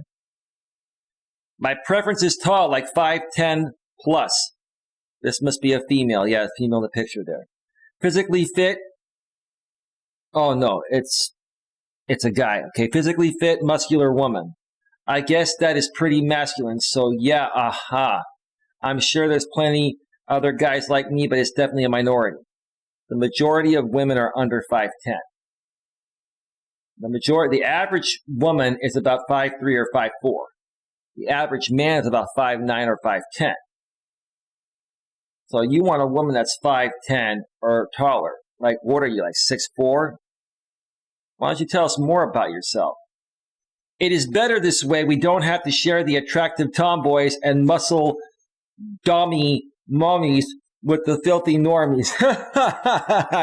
That's funny. Yes, me, LOL. So men are attracted to ponies. So yeah. Come on. Put some substance and thought into your comments, folks. I wouldn't say I liked masculine women, or I like. Their spelling and grammar is horrible nowadays. But I do like kind of tall women and women with personal confidence, traits often associated with masculinity. I think what you guys like is a tomboy. You want a feminine woman that's not afraid to get her hands dirty at times, right? And you want her to be cute and good looking without wearing any makeup. You want a natural real woman. This is what these guys are saying. They don't know how to express it the right way. Why wouldn't I be? I really like women who have really short haircuts, like buzz cuts. I prefer long hair, but I've dated women with shorter hair, and they rocked it well. Some people are attracted to anything you can think of. The question is how many, and in the specific topic of men, well, they're attracted to just about anything to begin with. You're basically saying we would be intimate, let's put it that way, with anything that walks. Some guys would. I would not. I don't do that. But I get what you're saying. I've noticed that women can be attracted to slightly feminine men, such as members of boy bands or Asian pop groups. He's responding to part of the initial posting. That's an age thing. The younger women that are not as mature or developed yet, sure, they may consider these guys feminine men. And maybe when guys are younger, like Justin Bieber, when he was really young, he hadn't fully developed into being a man. He's a man, though, nowadays.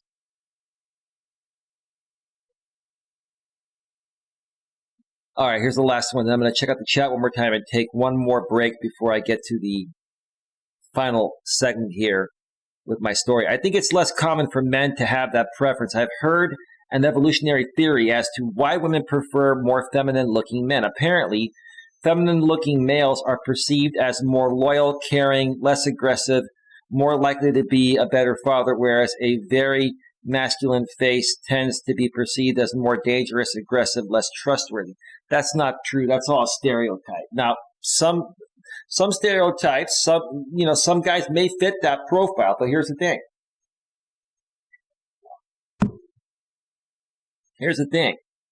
There are guys that do have that more rougher face, and they're the sweetest teddy bears in the world. There are guys that have a nice, innocent face like myself. I don't have a mean face. I have a nice, sweet face, right? That's what I think, right? But I could be the biggest jerk on the planet. I know I'm not. But let's say guys that have a similar face like mine that is not the rough, masculine, mean face type of look, right? It doesn't mean they're not capable of being mean. A lot of times it's the opposite way around. You'd be surprised. So never judge a book by its cover. That's that. All right, let's go back to full screen. I'm really impressed at how the YouTube live streaming server has been running lately. No issues at all with my new laptop.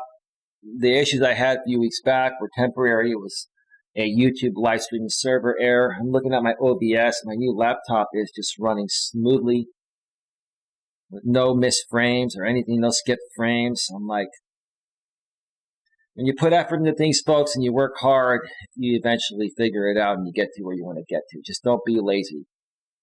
Keep trying to accomplish whatever it is you're trying to accomplish, and eventually you'll get there. You will. All right, let me check out the chat before I take my final break here. Nothing happening on Facebook. Critical Mass Vlog, nothing wrong with fit women. Who said there's anything wrong with fit women? I was just talking about jacked women or ripped women that look like Arnold Schwarzenegger. Mass says, but huge arms like a bodybuilder and wide shoulders, etc., like the bodybuilder, is a turnoff. Yep. I agree, Mass. Critical Mass Vlog, I completely agree. Thank you for still being around, bro. Are you enjoying the show so far? Let me know. All right, folks, we are at 1 hour and 47 minutes. I'm going to queue up a little more YouTube royalty-free music and step away for one final break. Then I'm going to come back and share that story of a woman that I've been talking to for the past few days. I'm supposed to meet her today, and I didn't meet her. And you're going to want to hear this story because she's actually a very nice woman, and she was very much into me. So why didn't I meet her? Well, she pretty much checked all the boxes. Because you have to look beyond certain things and dig deep and be intuitive and have instinct.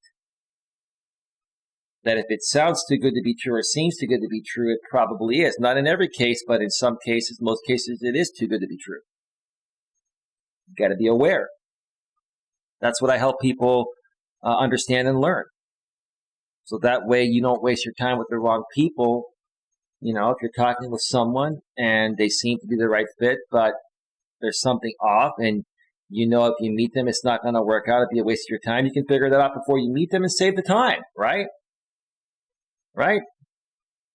Save the time and frustration and focus it elsewhere.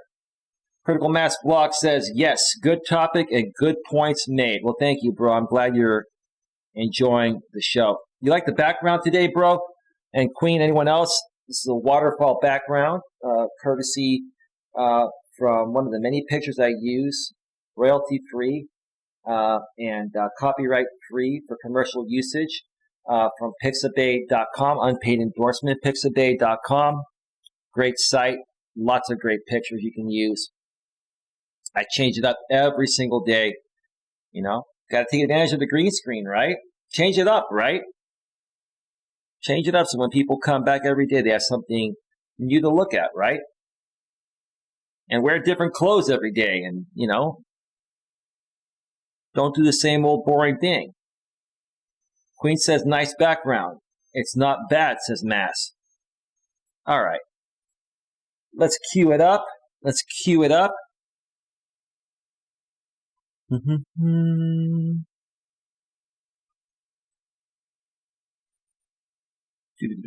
Got one.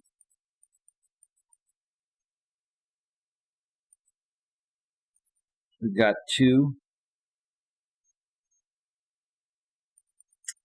Let me see here.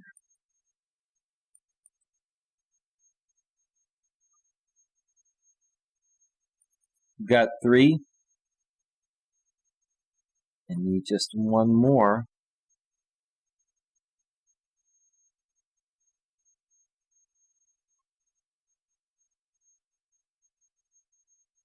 Let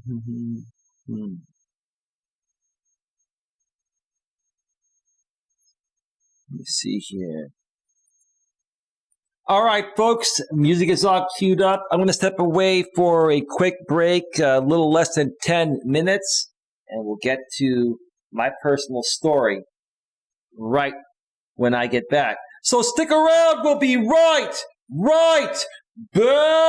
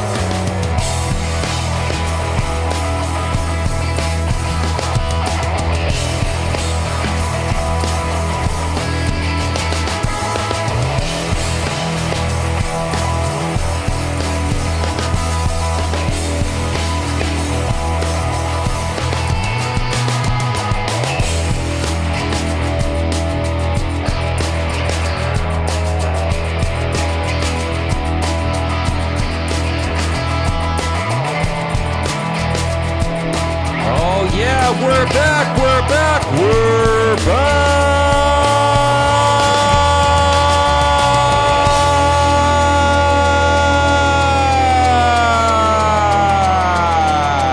We're back.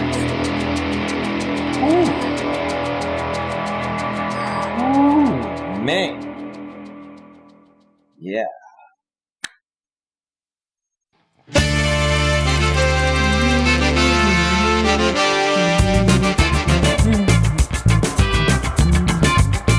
Yeah, you gotta feel it.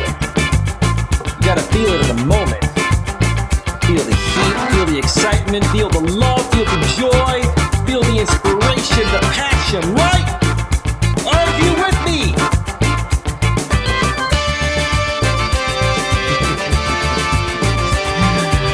Oh, yeah.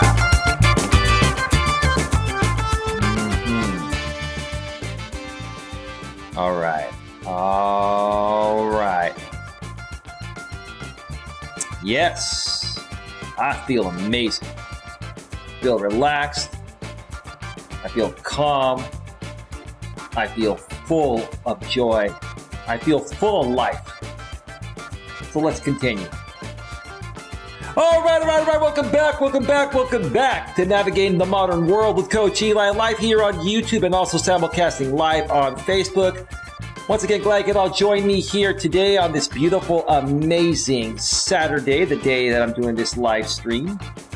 The actual day is Saturday, July 17th, 2021. But if you're watching this down the road, there's tons of evergreen, material here. This material will be good for a while. So if you're watching the replay and you weren't here live, keep watching because I'm about to share a story that's just gonna probably knock your socks off. It's gonna also share with you guys, what you need to really be aware of because, some women may appear like they're the right fit for you. Some women may appear out of the gate like they're the woman you've been waiting for, right? And they're really not. They're really not. So when I share the story in a second here, you folks are going to understand what I mean by it. But anyway, first of all, let's just mention what the topic is. Today we've been discussing women can get what they want from men if they change one thing. Just one thing, ladies. You'll get what you want from men if you change one thing. Women can get what they want from men if they change one thing. I'll say it again. Be more feminine than masculine. In the modern world, where women are liberated, it is required of you, in many cases, to exude more masculine energy, such as your place of work, right? But when it comes to being around a man, if you are not able to turn off that masculine energy and be feminine, you're not going to attract a masculine man, which is what you really want. So you're going to settle for the beta male, which is what you think you want because they're a little bit more in touch with their feelings and they're, a little bit more submissive because that's what we think we want because we've now been empowered to be more dominant, right? It just creates a whole world of shit that I really wish more men and women would understand. Lewis Fuller, not sure if you're still watching. I just got your message in the private group behind the scenes. The Working Out Problems Facebook private group message we have going on. I'll tell you, Lewis, you can only try so many times with certain people, and then you just have to move on. I learned that out here on YouTube. There are many people that need my help, and I can help them. They're just not open to it. And beyond them not being open to it, they come back and, make content at the expense of people like myself, and tease people like myself, make fun of people like myself for actually caring about them and truly trying to help them. Man, can't save the world, right, Lewis? Anyway. All right, let me check out the chat real quick. Nothing happening on Facebook, one person on Facebook, feel free to comment and I'll check in on Facebook every so often. On YouTube, Queen Helen Case says, nice background. Critical Mass is not bad. Mass says, like the Windows 10 background. Changes now and then. Yeah, there are Windows 10 backgrounds that will, change like every minute or so. It'll rotate between 5 or 10 backgrounds. And there are static ones you can use as well. And you can always, download more. I have a background of puppies. I love puppies. I love dogs. So my Windows background is a rotating dog or puppy background. All right. Let's see here. All right. So let's get to this story here. So a few days ago, I got a message back on Match.com from a woman that I had initially reached out to. She had a really nice profile. She was cute, 44 years old, looks like she's in her 30s, looks good for her age. Well-written profile, spelling, grammar, great. She articulates her words great. And she ended up getting back to me and was interested in chatting further. So I wrote back to her. This was on Match.com. And I said, I'm going to, substitute her actual name with ma'am, as I always do, to protect the innocent, right? From the trolls. Ma'am, love your name, and it's spelled different. Because she had a common name that was spelled a little bit differently. I thought that was pretty cool. What ethnicity are you? How about we talk by phone tomorrow at some point, and I'll answer all of your questions in a more personable way. If you'd like to send me your number, I'll text you to arrange our call. I really feel the energy in your response, and I appreciate it. I hope your night is going well, and I look forward to your next response. She gets back to me and says, hi, thanks. I like being unique in my spelling. Funny story I can share at some point. I'm Sicilian, Czech, and Danish, but she was born in the U.S. That's cool. You're Greek. I traveled there in 2018 and loved it. Oh, so she went to Greece. Great. That'd be nice to talk tomorrow to get to know each other a bit and see how Vide is. Then she gave me her number. I'm home by 5, but feel free to text whenever. My night is good, thanks. Had fun catching up with a girlfriend at a beer garden earlier. Hope your night is good. Great communicator, right? She's not just writing 1 or 2 word responses or anything like that. Queen, that's American Dream. I'm going to... That's American Dream is a channel member. Somebody deleted... Was that you that deleted the message, Queen? I'm not quite sure. Hey, American Dream, that's you, the American 8 channel. You're a channel member. Ho! Whoa! Whoa! Let's, thank you, the American 8 channel, a.k.a. American Dream, a.k.a. Mike, for the $5 super chat. He says, this is American Dream. I changed my name because of AMC. APE stands for All People Equal. Well, why are you using the AMC movie theater logo? How about I create you a logo? AME, American Dream. I'll do that for you. It won't take me too long in Photoshop. Let me know if you want that, bro. Don't worry about it, Queen. It was an accident to hide his message. No worries. No worries. Oh, cool, bro. I appreciate it. Thank you for being a channel member on that channel, and thank you for the $5 super chat. We're going to start up the channel donations at $5. I appreciate you, brother. Thank you so much. Every dollar counts, bro, especially with the new purchases I made, this new laptop and my new camera and all that. But thank you so much, bro. Reach out to me, bro. You still have my number, bro. Let's talk at some point. Okay, Coach, yes. Well, thank you, man. Thank you, man. I appreciate you, Dream. Dream, you like this, the quality of this new camera. I think you were here last time when I was talking about it, right? Nice and crisp and crystal clear. It's smooth now, 1080p at 60 frames per second. I love you guys. We love you too, man. I'm glad you're doing well. I'm glad you're doing well, bro. Seriously, man. And I know times are complicated, but you guys are my family. Listen, American Dream, before I get back to the story here, I really would like to join you on some of your panels again. I don't really want to get involved with any drama. I understand you have a lot of people that are involved in drama, and I get that, and I can just, ignore the drama if I come on your panels, but I really would love to start working with you again.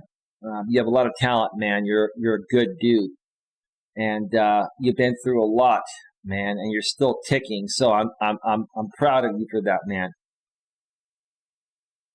I don't think I can find your number, but I will look for it. It looks good. Your camera looks awesome, very clear. Thank you.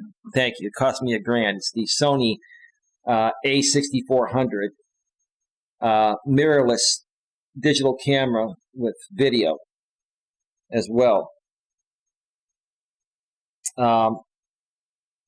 American Dream. Mike, I'm going to give me a second here, bro.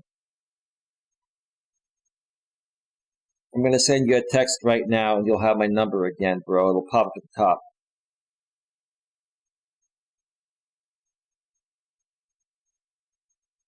I just sent you a text, Dream. It's Eli, bro. Same number. If you still have the same, I believe you use Google Voice as well, bro, if you still have the same number. I would be blessed and honored if you join me sometime. And I just got your text. Okay, I got it. Thank you, bro. I don't talk with too many people from the past. Since the stock market is my life, I focus mainly on that. Well, bro, here's the thing. You got to balance more into your life than just the stock market, bro. The stock market doesn't define who you are. It's just another way to make some extra money, maybe put aside for retirement and stuff like that, bro. But yeah, if you want to talk sometime, maybe tomorrow, Dream, I'm going to take the rest of the night off after tonight and just relax. If you want to talk like tomorrow at some point, bro, let me know. But I appreciate you, bro. Thank you for being here. So I got back to this woman and I said, I'll text you now. We can send a few texts and talk more by phone tomorrow. How does that sound? And before she could even get back to me, I sent her a text. All right, Dream. Thank you, Coach. Now I got it. I'm entering it in my phone. Okay. All right. So I sent a text to this woman and I said, your attitude is incredibly refreshing. Guess who? I thought it was. She seemed very nice, very feminine, very sweet, communicative, expressive, great spelling, grammar, etc. Right? She gets back to me and says, this was on Thursday. Hi, thanks. I think I'm pretty cool, with the cool smiley emoji. LOL. How was your day? You're an insurance broker. I wrote, I used to be an insurance broker, sold my business last year, and now do life coaching. I work from home and love what I do to help uplift people. You can pat yourself on the back all you want. I don't mind, LOL, because she said, I think I'm pretty cool. That's what I responded to. My day was fantastic, and thanks for asking. How about yours? So about 15 minutes later, she wrote back, admirable to follow your passion and awesome, you're a life coach. I also love empowering and inspiring others with life and wellness coaching in my free time. Great similarity. Day was good, busy work day, nice weather, fun with friend. Is your family nearby? I mean, this is great communication, right? So far, so good. I'm like, this is good, right?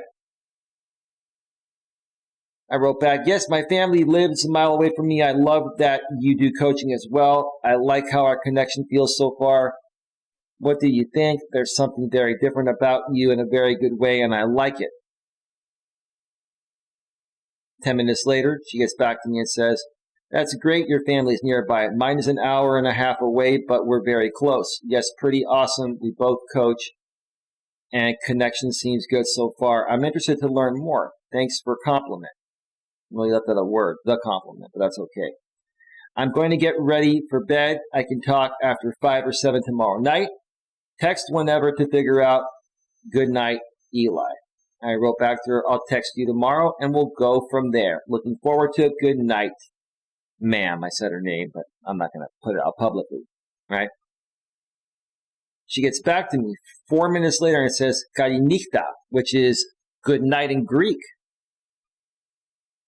And I got back to her pretty quickly after that, and I said, wow, you spoke Greek to me. That's sexy. Until tomorrow, good night. No need to respond to this. Get some rest, and I'll contact you tomorrow, and we'll take this where it's meant to go.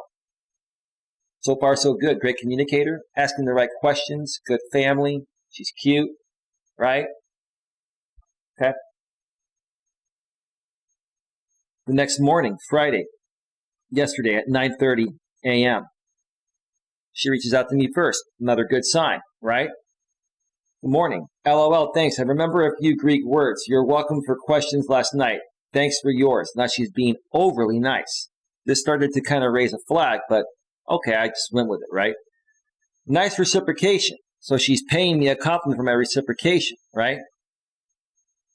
She's being very complimentary, overly complimentary. How about we keep sharing today until we can chat this evening? She's basically saying, feel free to text me throughout the day, and let's keep in touch. I feel a good connection. I want to hear from you every few hours while I'm at work, and you get back to me when you can. Okay, that's great. So I'm like, okay, cool, right? The only little red flag was the fact that she was complimenting me way too much. But everything else was good, so I'm like, okay, no worries. No worries. She's like, I'm at work, but it's quiet, so I'll periodically check phone and reply. Do your hours vary, or do you have weekends off? Check out Facebook real quick. Nothing happening over there. Nothing happening on YouTube. Okay, we're good. Give me a second here. Situate my wire here. Be a little more profesh.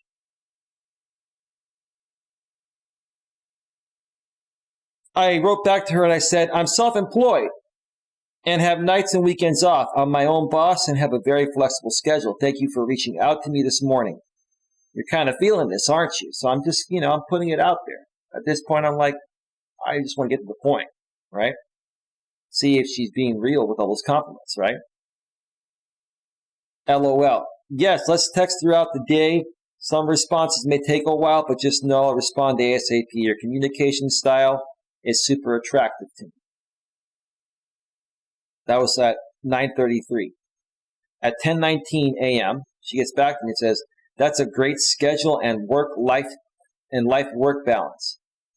So obviously, she's encountered guys that can't balance their work and their personal life. She's tried to connect with guys. And when I actually talked with her on the phone a few times, we talked about that, and she said, yeah, I met a few guys, just wasn't there in person. I said, well, probably you weren't attracted to them physically, or they just couldn't carry a conversation in person, or their work personal life, balance, and yeah, she had issues with that. So she's being direct, which is cool. I appreciate her saying that and acknowledging it.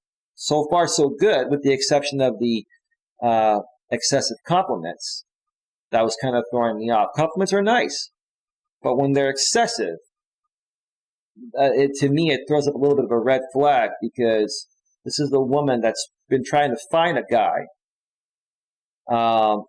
and keeps trying to find and connect with, trying to find guys and connect with them and meet with them, but they either don't work out in person, or in my case, I'll tell you what happened towards the end of the story. Sure, whenever we're able to reply is all good. Thanks for compliment. She keeps leaving the word out, the. Thanks for the compliment instead of for compliment on communication. One of my strengths through practice of awareness and self-work. So she's one of those women that has done a lot of personal development on herself. And every time I come across a woman like that, it never ends up working out. Because typically, women will follow other women for personal development, and they'll get indoctrinated further into a culture of women being empowered and liberated and all that stuff. And even these nice women that are coming off nice, deep within, want to be in control. I'll share more about that towards the end. Okay? So this sounds perfect, right? Close to perfect, but it's not. It's not.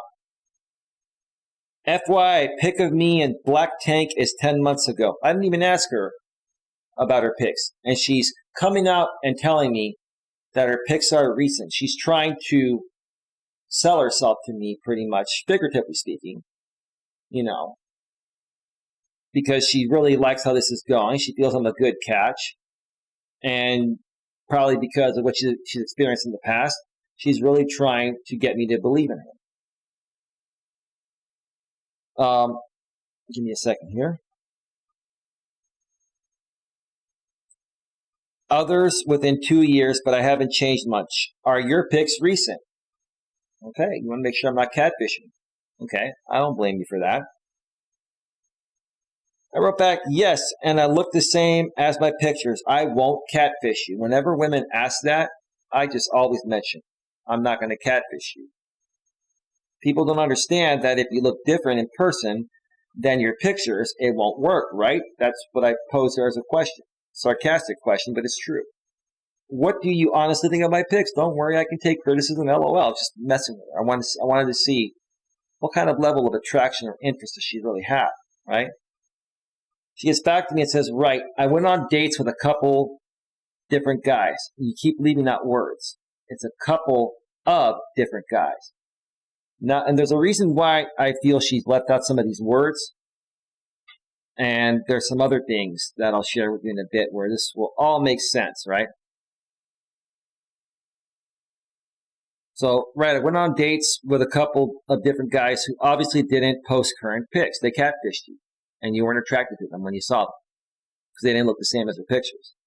Intellectual and emotional connection is important, but to me, equally important is physical attraction and chemistry. She writes, you look handsome. The shaved head and goatee are attractive, plus you seem to have good, kind energy. I do, man. I really do. Thank you for acknowledging that. What are your thoughts on me? Pic of me in red top is just 5 months ago. There we go again. You want to make sure that I know your pics are recent and that I like what I see in the pictures, so you know if I like what I see when I see you, right? If I see you, which I didn't. We'll get to that in a second.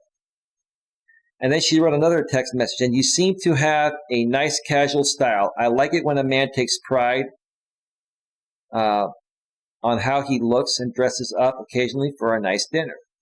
Okay. Fair enough. Fair enough. Nowadays, you go hiking, you can go to a nice dinner in sweats. They'll serve you. People don't dress up anymore. But yeah, it doesn't matter what you wear as long as you're clean and you're well groomed and you smell nice. I get what she's saying.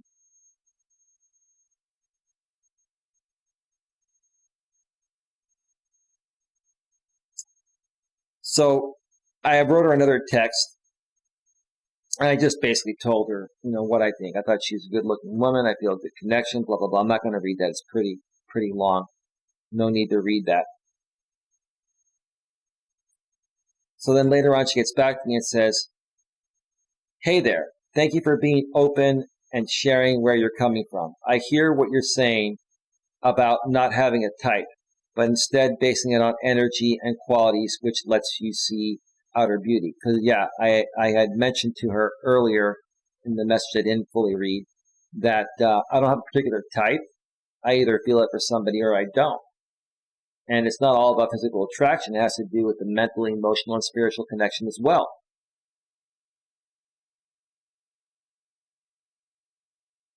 I hear what you're saying about not having a type, but instead basing it on energy and qualities, which lets you see outer beauty. I really appreciate the recognition and kind compliments.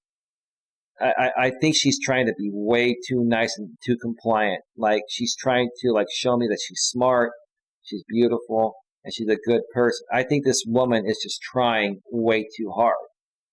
And I'm not complaining because it is feminine energy, but I think this is just beyond feminine energy. I think that, well, I know what the issue is now. I'll get to it. But at this point, I was thinking like, okay, wow, this is just too good to be true. There's something wrong here, right?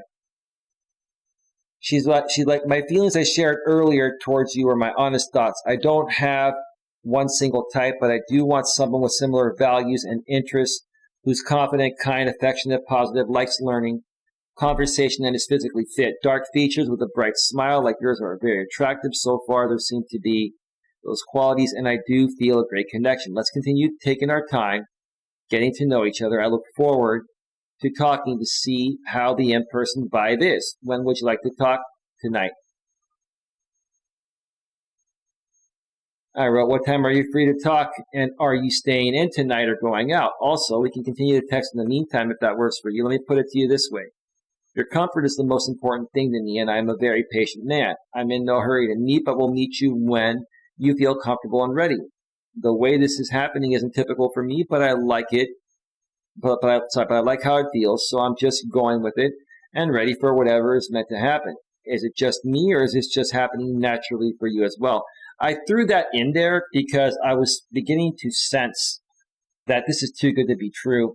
And this woman is just way, way too nice, way too compliant. And while it is feminine energy for her to be behaving this way, this is excessive. This is beyond normal feminine energy. She's like trying. You folks tell me in the chat if you're still listening, if you feel she's just trying way, way too hard here, based on past experiences on how she's lost other good men she was interested in.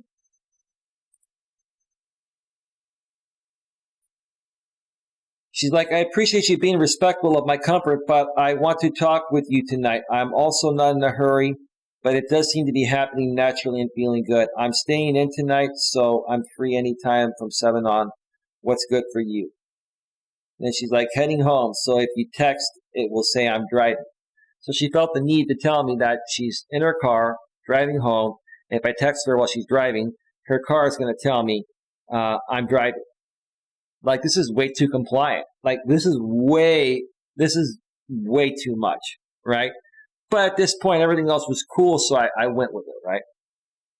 I wrote, how about we talk tonight at 7? I'll text you first before I call to make sure you are ready. I'm staying in tonight as well, so I'm all yours. LOL. In the meantime, I'm curious to know, where are you originally from? Were you born in the Bay Area? I must say you're an amazing communicator. Also, do you like hiking? So, we went through all that. She told me where she was from. She loves hiking too. Blah, blah, blah. I don't have to go through all of that. And then she asked me about my family, and I said, I'll share all of my family stuff by phone. It'll be more personal or personable that way. So we ended up talking by phone, and the conversation was great. And it went really smooth.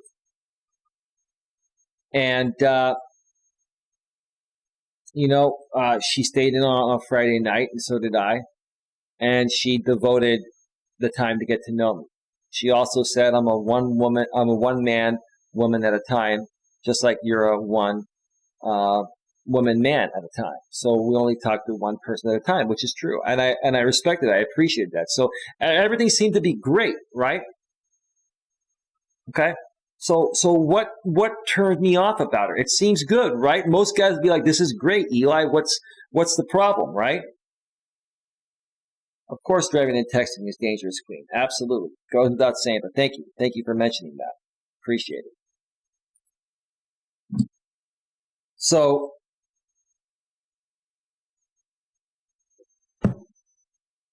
she wanted to meet. And when I talked with her, on the phone towards the end of our conversation, we talked a couple times throughout the night. In between, I had to do some things, and she said, "Hey, if you have some time, you want to talk a little more? I go to bed at this time. I'd love to talk with you some more." I'm like, "Okay, no worries," right? So we talked a couple times. The second time we talked, towards the end of our conversation, so I was saying, so you said you want to meet, you're open to meeting. When are you free to make it happen? When would you like to make it happen if you could have it your way, right? I put the ball in her court, right? You ask when she's free, right? That's your job as a man.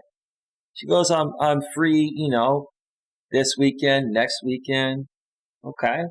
Well, when would you prefer to meet? Well, any time is fine. Well, tell me when you would prefer to meet. I want you to feel comfortable. You tell me, we can meet this weekend. I'd like to get to know you. I'd like to see you. I'm like, okay. What days are you free on this weekend? Saturday or Sunday? She goes, well, I'm free both days. I'm just going to be doing some laundry. So I'm like, okay. So she doesn't have a whole lot going on. She's going to be staying home, right? Okay. That kind of threw me for a loop, But anyway, I said, how about Saturday? How about tomorrow? Let's just meet and, see how it goes, right? We can do a hike and maybe possibly do a dinner or something like that.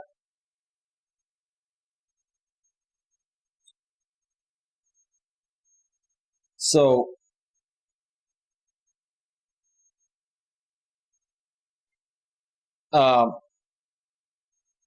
what happened after that point was, we were both getting kind of tired.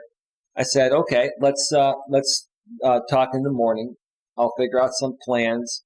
I'll start brainstorming before I go to bed, and then I will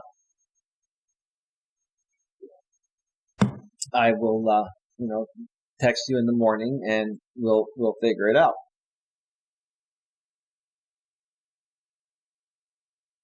So this morning, I was, figuring out plans and stuff, and I was going to get back to her after I figured out the plans. I was looking on my laptop and just trying to, arrange everything, right? At 9:48 a.m., she again reaches out to me first, which is a good thing. It's her idea. She says, "Good morning. Hope you rested well. Thought I'd check in since I hadn't heard anything." So this woman has a high level of interest for me, right? And she's genuinely interested. I believe that. I still believe that to this day, right? To this moment, right?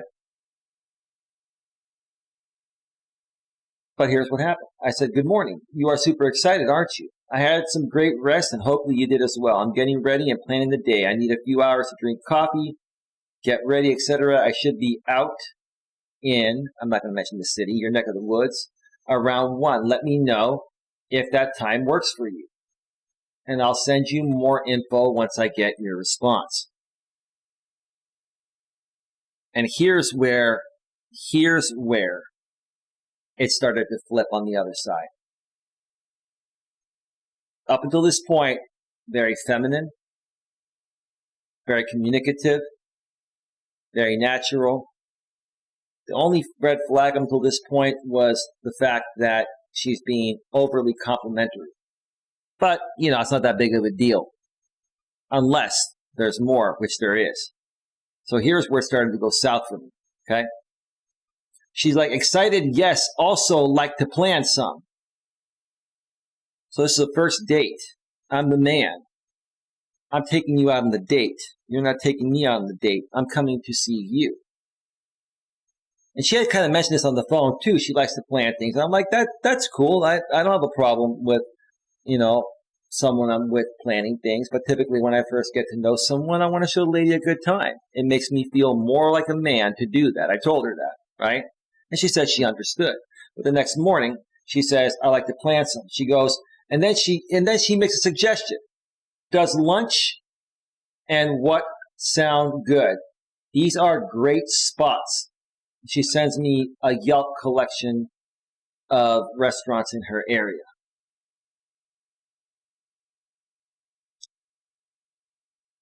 And so I said, I got back at this point. I was like, let me just give her a call, right? Let me call you quick in a few minutes to respond easier, right? She got back to me like 5 minutes later, like from the point of time where she got home last night, when she had nothing else going on, like very simple texting questions I would ask her. It would literally take her like a half hour, 45 minutes to respond when, most people will respond to those pretty quickly if there's nothing else going on. That was kind of like a red flag to me. I don't have a problem with women taking their time to respond. I'm patient, but this woman was really into me and she was home doing nothing else, but it would take her a long time to respond to a simple yes or no question. So that's another red flag that I started to pick up, right? And the fact that she is making a lot of suggestions on where she wants to go and what she wants to do. She's not telling me that that's where we have to go, but she's suggesting these things constantly, right? So we talked on the phone, and I forgot. There's another text here. She goes, if neither of these restaurants I sent above sound good, we can find something else. She's like, I like to eat a bit earlier, so can we say 12:30? So that was another red flag. She's telling me that she likes to eat specifically at 12:30, and I had already mentioned, I should be out there around 1. We made plans at the last minute. We're just meeting. I live a little over an hour away from you. I want to get ready. I want to plan the day. I'm doing this as quickly as possible. So she's like, I like to eat a bit earlier, so can we say 12:30, right? And at that point, that was another red flag because it sounds like to me this is a woman that if she doesn't get fed by a certain time when you're with her, she'll probably start getting cranky and grumpy at some point, or she'll start to expect it, right? Most women would have responded and said, that sounds great. I'll see you when you get here. Take your time, no rush. I know we just started talking and you live quite a distance, but she said, I like to eat a bit earlier, so can we say 12:30? And it was really beginning to go south for me at this point. Information Man show, very interesting, huh? Yeah, you see how it went from her being very interested to her now trying to control the date, right? Right? So she went from being very sweet, and she was still very sweet, but she was tactfully trying to throw in the logistics. She was trying to do the part of the man, which is set the date, take the woman out on the date, right?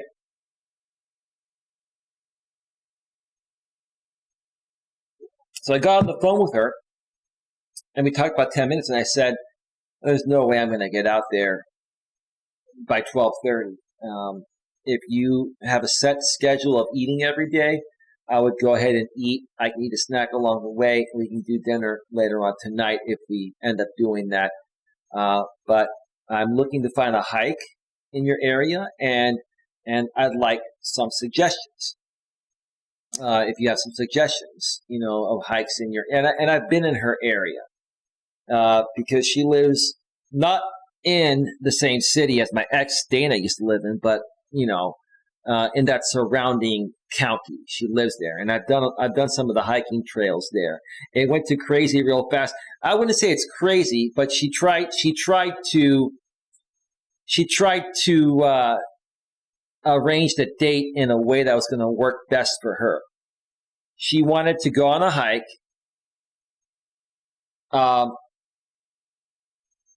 Well, I'll tell you what happens in a second. She wanted to make it real simple to see if there was going to be chemistry, and she wanted an easy way out. But she made it sound like she had a very high level of interest to me through texting, communicating on the Match.com app, and on the phone, right? So when we got on the phone, like I said, she said, I said, look, just go ahead and eat, and I'll eat a snack, and I'll bring some snacks, I'll pack some drinks in my hiking backpack, and we'll go on a hike. Can you suggest what hikes do you like in your area? I've been in your area before. She mentions this one hike. I'm not going to say where it's at, 'cause people will be able to find it online. I told her, I said, I've done that hike before. I did it, with my ex many times, and it's a nice hike. It's a short hike. It's only like a 2-mile hike. And I prefer we do a 4 to 6 mile hike, something with more beautiful sceneries than this hike. I know this hike is decent, but there are better hikes. She goes, there's a hike, 20 minutes away from me, in the city, 20 minutes north. Have you heard of this place? No. Okay. Let me check it out online. And I actually like the place, right? I like the place. And, she then told me, she goes, well, yeah, I like that place too. I could, you can let me know when you're close by in the area and I can meet you there. I said, this is a state park. I said, you want to take 2 cars to a state park? I'm not trying to tell you what to do, but I'm just saying that, if we're going to go to a state park and do an actual hike, and then go to dinner afterwards and take 2 cars, I said, it's going to be a pain in the ass for us to follow each other, right? So, she starts from this high level of interest and attraction, and when it comes time to the date, she's trying to coordinate the date exactly the way she wants it, and exactly the way that's going to make her feel comfortable. So I said, well, let me ask you this. I said, do you not feel comfortable going in one car? It would be easier. If not, I understand it. You let me know what makes you feel comfortable, or, we can figure out something else another time. I mean, no worries, no hurry, right? Right? And, at this point I said, I'll tell you what, let me go get ready and prepare. And you text me within the hour and let me know what you come up with. Because we were going to go and do the hike 20 minutes north. And she got back to me about 45 minutes later, and this is what she wrote. This was the kiss of death for her. Let's keep it simple the first time and hike the first shorter hike I mentioned. I'm not going to mention where it's at. It does have nice views and pond. I've been there, man. And it's a short hike. And I'm not going to drive an hour north just to take a 2-mile hike. And also do what she says next. We can meet at park entrance. It should be the park entrance. She keeps leaving words out. At this point, I was beginning to see a pattern here, right? Just text when you're about 20 minutes away, then we can cruise downtown and have a leisurely dinner. Sound good? She didn't say if I was going to pick her up somewhere, if she was going to meet me there. Oh, she said we can meet at park entrance. So again, she's saying she wants to meet me there. She doesn't want me to pick her up. And I told her, I said, look, I don't have to pick you up at your place. We're just meeting. You can park your car at a Safeway or something, and I can pick you up from there, right? But again, she went from a very high level of interest. She showed all this interest and effort. And when it comes time to meet, she's becoming a scaredy cat and trying to control the date. She wanted to control this. Yep. And that was her kiss of death, bro. Then listen to this. Then she goes, then we can cruise downtown and have a leisurely dinner. Sound good? Nope. Doesn't sound good. At this point, I was close to just calling it off, and I ended up doing that. But I did one thing before I did that. I'm like, okay, I have my background program, and I don't misuse it. You have the right to run a background check on anyone, and when you have someone's phone number, you can typically run a background check. I put her number in through my background check program, and I looked into her. right? And I mean, no criminal history. I mean, she was good, right? But I also look at social media profiles. I went and found her Facebook. And let me tell you, folks, Facebook, whatever's publicly put out there, it says a lot about people, a lot about the things that they don't tell you about. Okay? So I started scrolling through whatever was publicly available on her Facebook after finding out, that information, the background check. And what ended up happening is a couple of years ago, this woman had a minor stroke. And there was also a GoFundMe for her that her friends put together. She had some medical bills, and she then updated people and said that everything is fine and she's made a full recovery. Now, wholeheartedly, I care about people in general, and it's a terrible thing to have experienced. It could have killed her, and I'm happy she's still alive. And I have nothing negative to say about this woman. But what I will say is this: when I found out on her Facebook profile that she had a small stroke, and she had not mentioned that to me throughout our communication and our phone conversation, that turned me off right there immediately. And I realized the reason why she didn't tell me that. She didn't tell me that because she figured if I knew that, I was going to eliminate her. Well, no, ma'am. The reason why I eliminated you is because you didn't tell me that. But that wasn't even the main reason why I eliminated you. It added up with everything else. You tried to control the situation. And I now put two and two together and know why she had so many missing words, where she needed to add the or or to, right? Remember everything I read where she was missing a word? Do you not think a stroke, even a mild stroke, can affect your writing style and communication style? Also, remember when I said earlier that when she got home last night and she was doing nothing else, it would take her like up to 45 minutes or so to respond to a simple yes or no question, right? So when I put all of this together, okay, the missing words, her being overly communicative, overly nice, her trying to sell me on it's worth meeting me because I'm a feminine woman and I'm a good woman and I want the same things you do and we are both into personal development, right?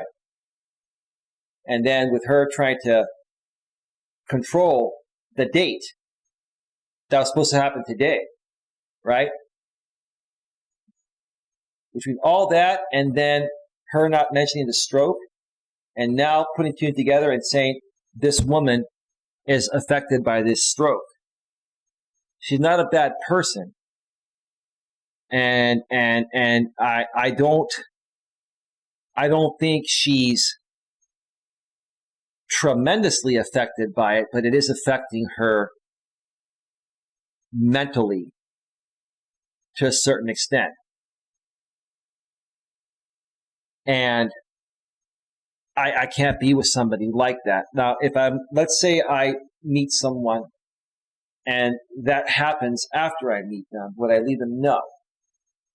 But if I can avoid getting into a relationship with a woman that's been through something like this, and already before I even meet her, it's affecting how I feel about her, I'm not going to put myself in that position. So I withdrew myself. I did what everyone does nowadays. I feel terrible about it, but I mean, I'm not gonna call a woman that's in that state and tell her we're not gonna meet. It would anger her, probably make her feel sad, and maybe she feels sad now, or maybe she gets the hint. But I ghosted her. I blocked her on my phone, and then I blocked her on Match.com as well. I didn't feel it was worth it for me to drive over an hour, take a few hours to doll myself up, figuratively speaking, guys, come on, and wash my car, vacuum my car, put in all this effort, pack up a hiking backpack, drive all the way there, spend the gas, $8 for, I think it's $7.75 or $8 now to cross the Golden Gate Bridge, okay, to go there for a 2-mile hike at the first place she mentioned going hiking, which was very close to where she lives. A 2-mile short hike, and then we could walk to downtown, which is nearby, without having to get into each other's cars, and have a nice, relaxing dinner. She forgot to put the word an expensive dinner, right? So it would have cost me over $100 for the dinner, $8 for the bridge toll, probably another $30 in gas, because gas is sky high. My car gets about 35 miles per gallon, but it probably cost me about 20 or $30 in gas. And any other snacks. This would have been a $150 a day. That would have been a waste of time and money. And because I'm intuitive, instinctual, I've done a lot of personal development on myself, and I've learned a lot about female nature, and I've learned from my past experiences. I was able to figure this out before I made this mistake and wasted time and money. Instead, I said, you know what? I'm going to create a show about this and make it a more productive use of my time. And now there's another woman that, reached out to me today, and we're going to talk later tonight and see how that goes.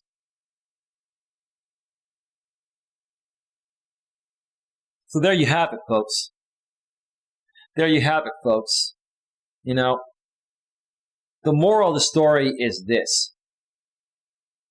Okay? Women can get what they want from men if they change just one thing. And that's exude more feminine energy than masculine energy. This woman was exuding complete feminine energy until it came time for us to meet. Then she flipped it like a switch and started behaving more masculine. She wasn't speaking with me on the phone with a masculine tone of voice, but her actions of trying to control the date, and basically, it was kind of like basically her taking me on a date, but me still driving an hour to meet her in her area, right? So, again, the moral of the story is be feminine. If you're going to go on a date with a guy, let him take you on a date. Okay? If you're going to meet somewhere briefly one time, that's fine. You can meet together for, a hike or something and then call it day. But this woman wanted to do dinner as well. She told me she wanted to do dinner as well, or lunch and dinner as well. And if that's the case, if you want me to take you to dinner, ma'am, right? If we're at the level of where you feel you deserve dinner from me, then I'm going to assume you're completely comfortable with me, and you're going to feel comfortable allowing me to pick you up and, drive us where we're going to go and spend some time together that way, rather than you just meeting me somewhere with your car, right? And the other moral of the story is this, is that don't count your chickens before they hatch. And if it sounds too good to be true, it usually is, or it probably is, right? Like I've said, there's always a slight possibility that it's not too good to be true, but in this case, it sounded too good to be true. And it was too good to be true. So guys and gals, pay attention. Don't get caught up in someone's pretty looks or the fact that they're coming off really nice and sweet to you. I firmly believe this woman is a very sweet woman. And I also believe that her mild stroke she had has affected her decision-making process or the way she does things, right? Pay close attention to these things, folks. If it doesn't feel right, if your gut tells you for any reason it doesn't feel right, go with your gut. And only focus on things in life, whether it involves dating or business, that your gut says, this feels totally right. I'm going to go for it. Because that way you're going to have the best chance of not making a mistake. And that's where I'm going to wrap up this stream today at 2 hours and 56 minutes. I want to thank everyone for being here today. Hopefully you all enjoyed the show. Oh, Sean, how you doing? I just noticed you. We have 3 people on Facebook. You may want to go back and watch the replay. Yeah, have a snack, chickie. Sean says maybe she's not used to that long of a hike. No, it wasn't that. She just wanted to have control of, the environment. She didn't want to be stuck on a hike with somebody in case there wasn't attraction. And maybe she wanted to. I don't think she was the kind of woman that was trying to get a free dinner out of me. But it would have ended up being a free dinner that would have led to nowhere if I met her. Because I figured out, everything about her. And Sean says that's why she doesn't tell people. Yep, because it instantly eliminates her. And it would not have eliminated her had she been honest about it with me and had she let me, arrange the date. That's the manly thing to do. I'm a man. I mean, what woman takes a man on a first date? Well, maybe some of these, women with masculine energy that are dating, feminine men.